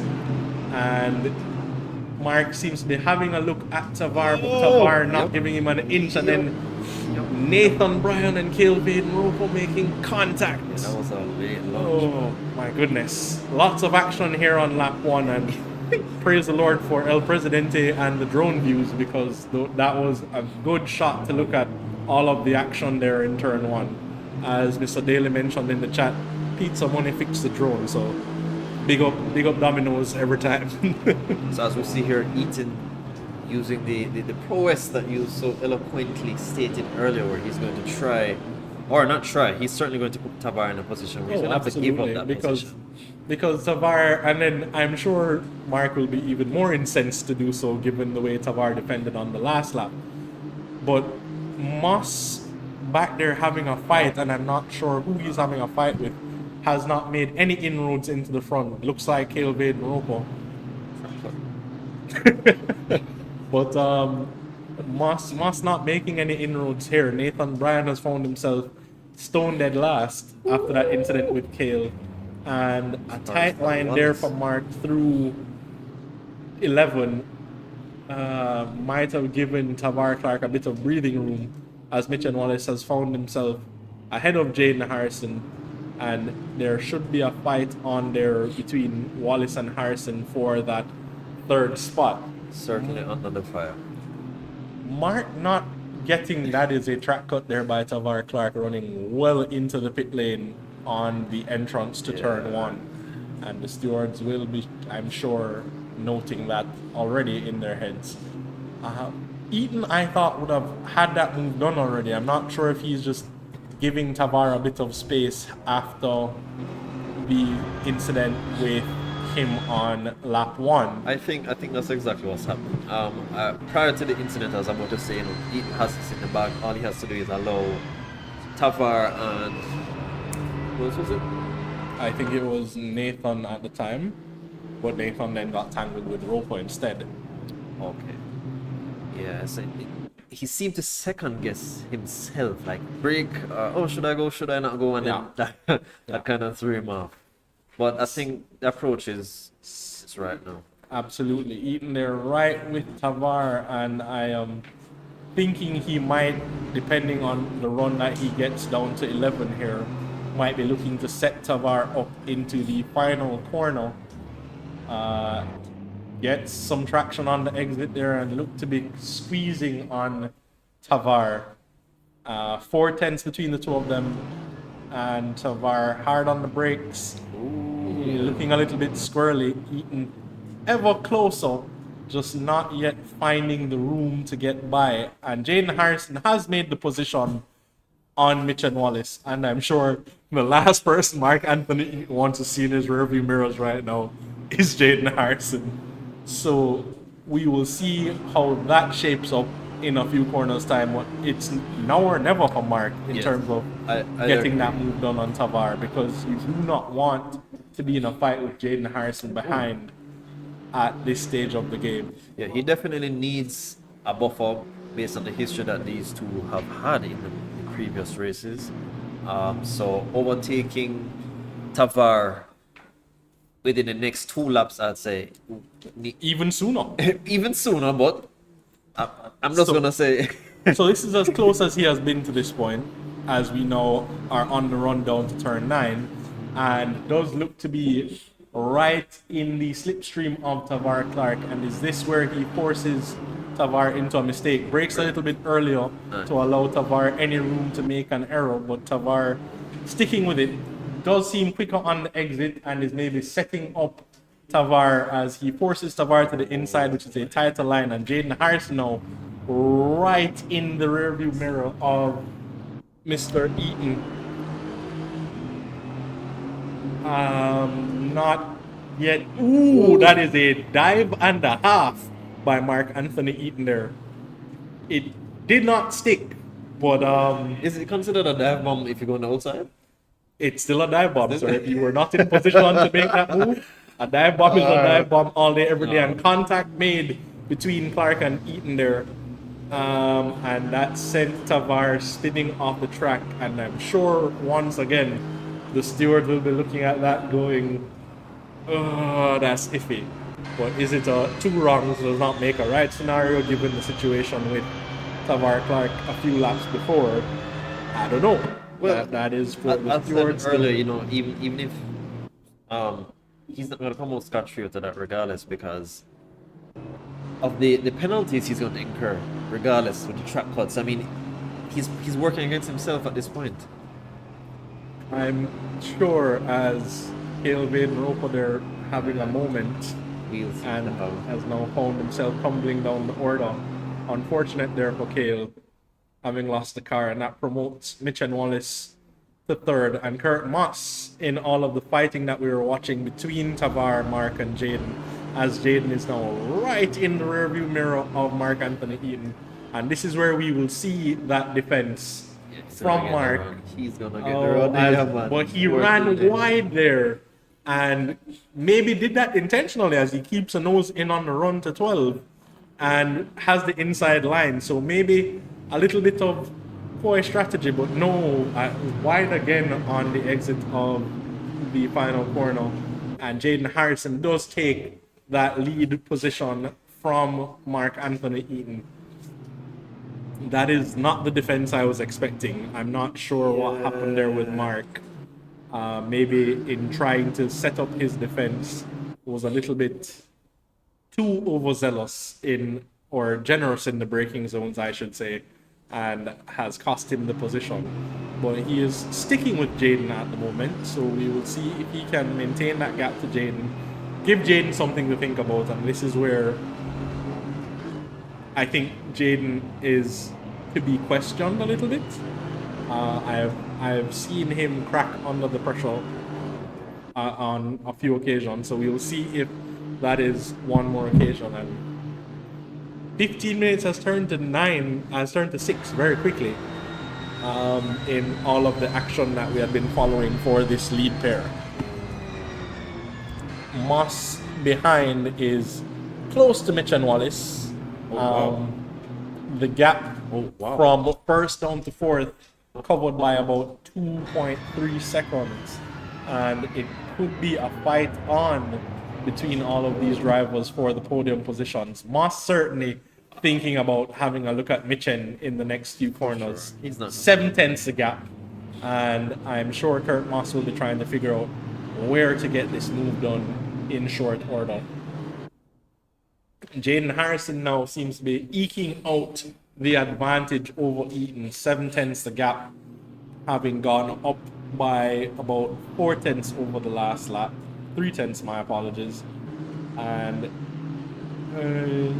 is maintaining there at the moment. I think Eaton had succumbed to some form of pressure from Jaden, because after the initial hairpin where he, did the switcheroo on you, you'd think that, okay, I need to brake earlier, considering I'm on the inside. So I'm on the inside again, let me brake earlier, but it's same also, strategy. as mentioned before, they do race each other differently, kind of like Lewis and Max do in the Formula One series, where I think in anticipating each other, they make moves based on what they think the other is doing. So Mark probably expecting Jaden to brake a little bit later, broke a little bit later himself in trying to, whether it is get the elbows out on Jaden or just kind of give Jaden no room to work. Kurt Moss there having a moment running wide on the exit of 10.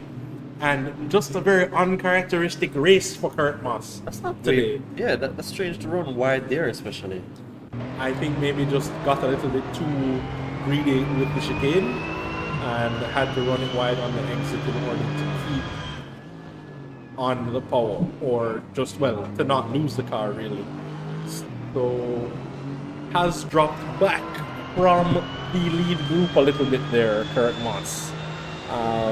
And Eaton also falling away a bit from Jaden Harrison. Mitchell Wallace about a second behind. And will he be looking to maybe take the fight to Mark with about 3 laps to go at this stage of the game, ladies and gentlemen? And it has been an eventful sprint, to say the least. There has been lots of action to cover, and at this point, I think, okay, we're starting to see people accept their lots in life. Jaden Harrison almost a second ahead now, about a second ahead really. Mitch and Wallace keeping about the same gap back to Eaton. Moss behind, maybe has chance to mount one more attack, but has to get on the offensive very soon if he plans to maybe take the fight back to Mitchen.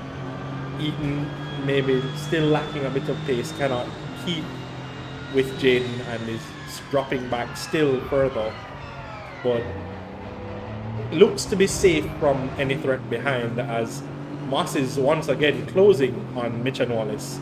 So maybe the fight is on for 3rd position at the moment, and the front 2 look secure in their position. Ooh.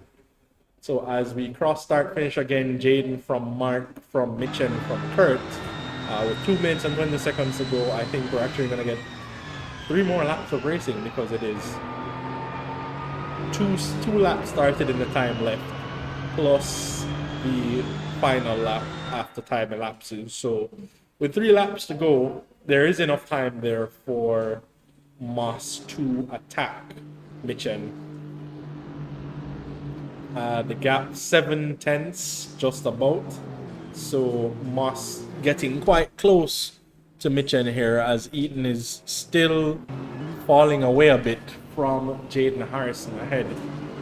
And I don't think Mitchen is closing to him drastically. So Mitchen and Mark may be on a similar pace, but Moss behind looks to be trying to take the fight to Mitchen. 4/10 the gap and maybe wants to have a look into 9, but 9 is not where you make. If it's not done before 9, you cannot look to make that move into turn 9. And maybe getting a little bit of arrow wash there on the exit of 9. So we'll have to, and is maybe thinking about down at 11. No, not close enough. So 1 corner to go on this lap for Kurt Moss as they're on the run down to turn 12 now. Not quite close enough here either, but is right with Mitch and Wallace now, Kurt Moss, and could look to make that move at any given moment as long as he can stay that close. And Mitch and Wallace sticking to the racing line, knowing that if Kurt goes offline there, the move cannot be done. So maybe we will see a defense mounting here from Mitch and Wallace. Yeah, I think we're on the second to last lap, as you were saying, Andrew. Yeah, as I was saying, I think that's a bit on your point of, mounting a defense. That's his only option at this rate. Focusing on an attack at 2 seconds, 2.3 seconds doesn't make sense. Running your race for that. Yeah, but you have Kurt Moss in your rearview mirror now. What do you do, Chad? What's your strategy? Don't do that. One of that. And it's out. Whatever was happening there behind, I think that was Tavar Clark.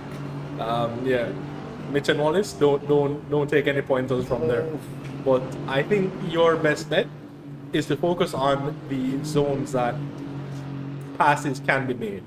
So the run down to 11, the run down to 12, run down to 1, and run down to 9. Any of those corners, you want to make sure you're early on the power. So however, you have to set yourself up for the corner, as Kurt Moss is looking to make that move there. But you want to make sure that you are setting yourself up to be early on the power so that he cannot get the speed advantage down those straights, because once he can be alongside in the braking zone, it's job done. So keep ahead, make sure you can stamp early on the throttle coming out of those turns, and once you can do so, you should be okay. That is where you need to put all of your energies in defending from Kurt Moss at this stage of the game, because it's a narrow track. Yeah, it's very narrow. If you are going to make a move, and I do believe we are on the final lap here, folks, just to clarify. So Kurt Moss has 2 opportunities left, I think. 3, if you're counting 11 and 12, to get this move done. And they're now on the run up to 7 and 8. So on the entry here to 7, Kurt Moss's job is to be as close and as early on the power as possible. And Mitchen has the same job in the opposite. Early on the power, have an advantage. And he looks to be safe on the run to 9. Let's see if Kurt gains an advantage here. And it looks like he has, as he is close and having a look up the inside, or maybe just giving Mitchen something to think about in the hopes that Mitchen will make a mistake. And it's the consistent. Not about to give that up right now. I don't disagree. I was actually looking for him to, in the past 3 laps, to see if he had been forced out of position for that corner, but he has maintained it every single time. Well, maintain that 3rd position and comes across the line to take 3rd. Jaden Harrison having taken the sprint win from Mark Anthony Eaton. Mitch and Wallace comfortably holds on, well, not comfortably at all, but holds on to 3rd position and will breathe a sigh of relief, knowing that with Kurt Moss in your rearview mirrors for the last 3 laps, you were able to hold on. Moss will come home to take 4th. A disappointing result for him, but once again showing that maybe Donington Park really isn't the track for him, as he showed a bit of human for the first time in this competition.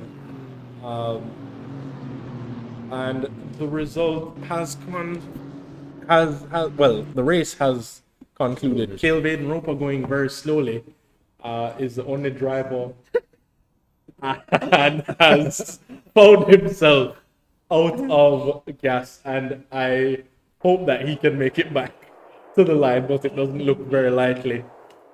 Slight miscalculation there from Outside Cale. line, yes. Ran out of gas It a seems few like corners early. a downhill, so he should be fine. Yeah, we hope it should. He should get to the line. Rather unfortunate there. This is the Cale we have seen before.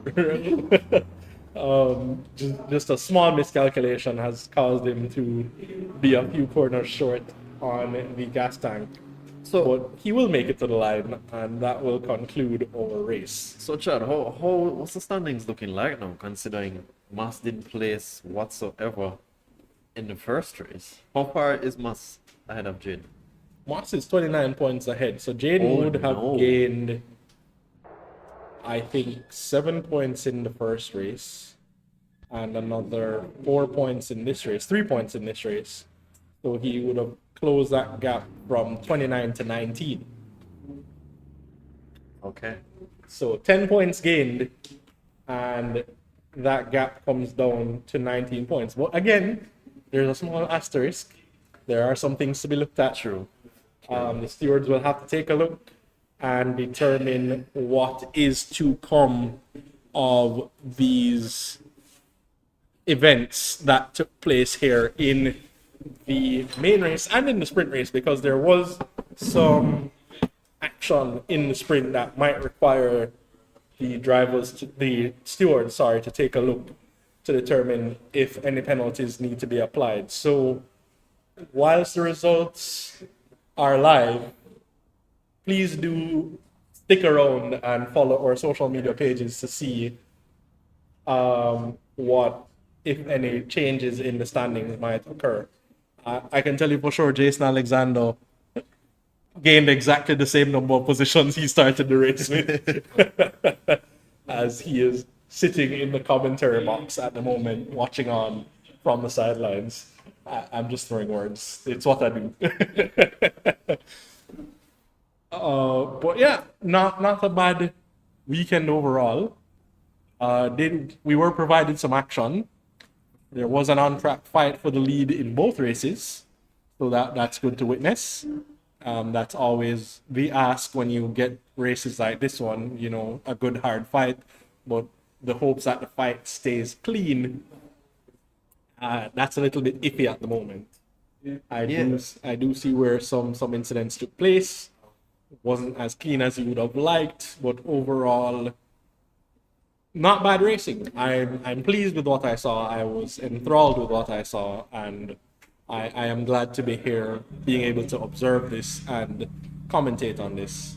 I didn't anticipate Jane to make it through the grid as quick as he did. Absolutely. I don't know where he found some of that pace, but by the end of lap 2, I think he was in 4th. And when I looked down and saw that, I was like, my goodness, we were watching the fight for first, and that took place in the sequence of events behind, and suddenly Jaden Harrison finds himself in contention for the win. I am not clear on driver interviews, if any, so I await confirmation from El Presidente as to whether or not we will be doing driver interviews. So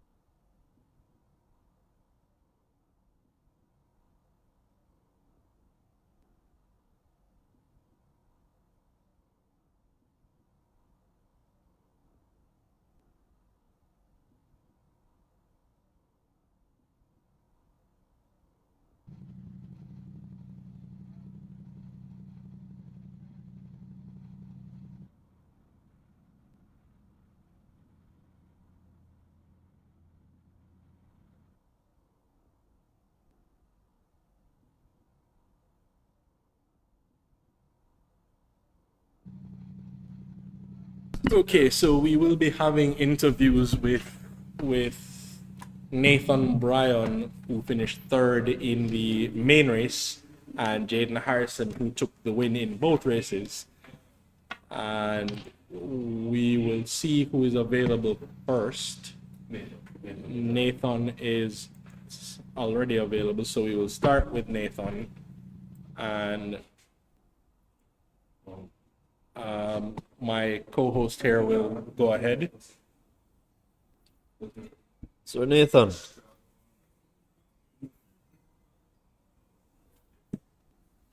Nathan? Not hearing Nathan. Okay, you're not Oh, so I have to. Yeah, press it. Oh, sorry. Try again. Mr. Brian. Yes, sir. Nathan? Okay. Oh, I hear you now, yes. Okay. Good evening, Mr. Brian. How are you this evening? Good evening. Not doing good. You know, got a good sleep. I went to work. Came. Alright, so based on your experience with Mount Panorama, last race, what was your plan coming into this race? Well, at Mount Panorama, I had an unfortunate spin near the end of the race, and I was like, that can't happen again. So my goal for this race was to figure out what my pace was, come in with a game plan, and race either above or at that pace that I set myself. And with the end result, I think I've accomplished that. Okay, I noticed initially when the race just started, you were on the attack. I mean, I guess naturally would you say you're an aggressive driver? Yeah, I would say that I don't like to fall off my natural pace. I think that's my biggest weakness. Yeah, man, I saw some Spec C driving out there, some rally moves, but you're doing well regardless. I mean, on our end, we didn't see any incidents, like you weren't involved in any incidents. Were you basically incident free Oh, for I both did not races? have to even like overtake or anything. I pretty much was just driving. After the second lap where Jaden started to pull away, Yeah. uh, I pretty much was driving by myself pretty much. Okay, and are you aware of your standings in the championship currently? Yeah, I think I took a look a couple nights ago. Well, it was that we were expecting a bit more. Well, I was expecting you to somewhat hold up Jaden and Moss, all right, in the sprint race. However, he seemed to have found his way up the grid pretty quickly. Right. Did you? Oh yeah, I had that unfortunate incident. I'm not sure who the driver was, but um, it kind of messed up the race at in the sprint. But you know, can't really complain too much. Yeah, I mean things happen. You have the pace. I may have what's the word goat mounted you in on Mount Panorama, but I was just going based on the practice. You're in that section of the dipper. I remember you were making quite a few mistakes. So when you had that 10-second gap, I was like, yeah, he should have this. And then next thing Yeah, you know, it's I gone. I don't know why this game and this car have a very like love hate relationship, but every time at that big braking zone, at the death, I think they call it dead straight. Every time I brake, if I even go a split second too hard in terms of like not trailing out, the car, the rear end just tends to just have a mind of its own, and it was so unfortunate because I made sure to brake like 5 meters early every time just so that I don't have to go through that. And it ended up happening twice actually. My race, I was just driving in frustration. The rest of the race.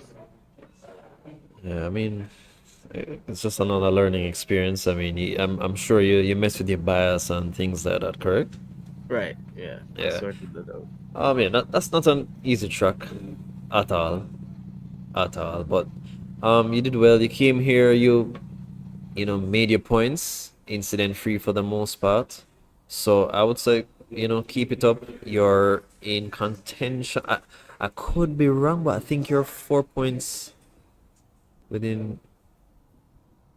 I'm not gonna say because I don't want to guess, but I think if you maintain, at least podium results are close enough to podium results for the next couple of races, you have a good chance of, making your impression in this series. So with that said, I would say keep up the good work, continue to practice, and come out guns blazing next race. I appreciate it. Thank you. Yeah, man.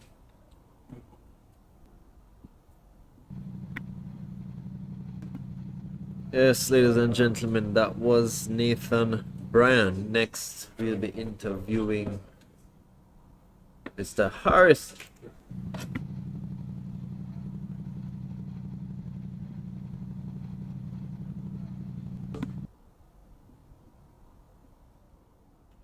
Jaden. Yes, sir. Oi, fastest man alive. 9.58. How you feeling? Yeah, I'm feeling good about that one. A pretty good run there.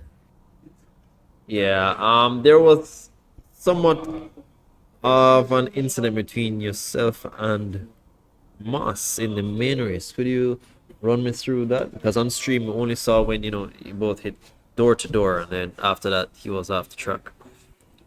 Yeah. So what I think happened is, on the radar, looking back at Kurt's stream and my stream, on the radar we had space, but the car have a slightly bigger hitbox, and I guess we hit.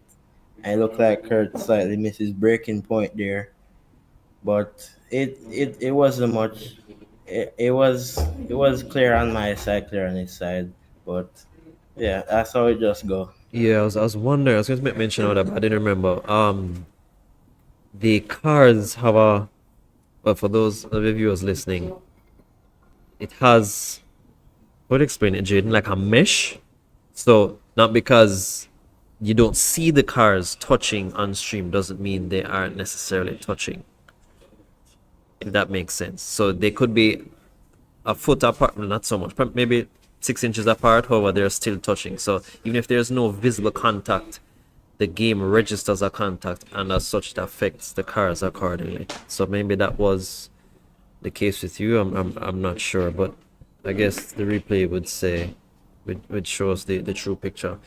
The sprint race now, I was actually anticipating both yourself and Moss to be held up. However, you reached the front in like what, 5 laps? Yeah, well, going into this weekend, my main thing was to be patient. So I was just kind of easing back, just trying to pick up where I could pick up, where I could see the gap, and I just saw incidents coming, and I was just prepared for it. Okay, well, I guess that served you well. Initially I thought Moss was, sandbagging, verbally sandbagging, saying, "Oh, not good at this track," but it seems to have played out to be true.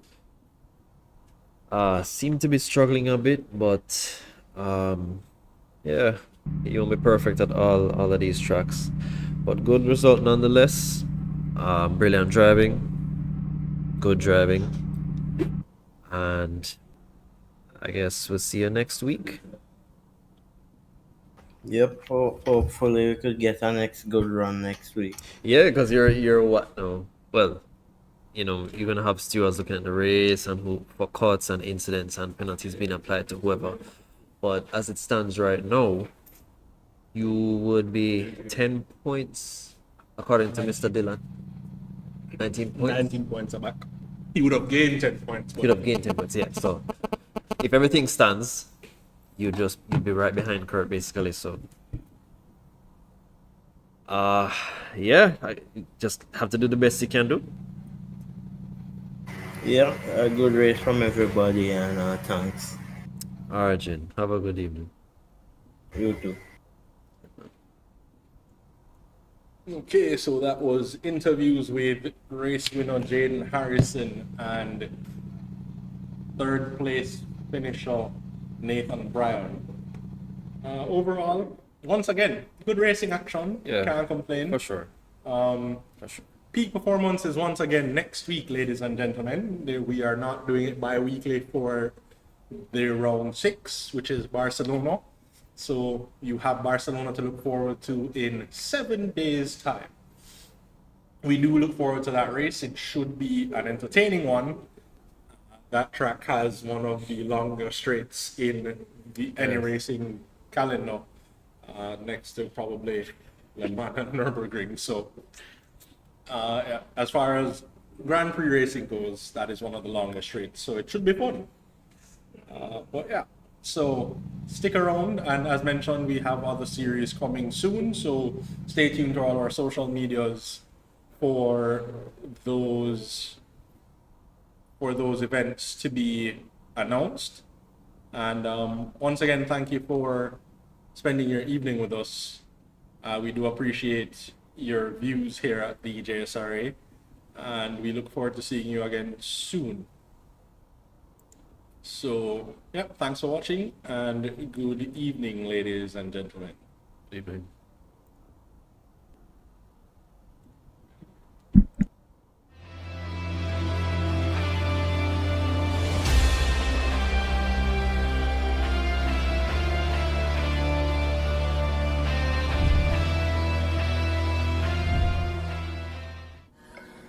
This is my regular. I'm talking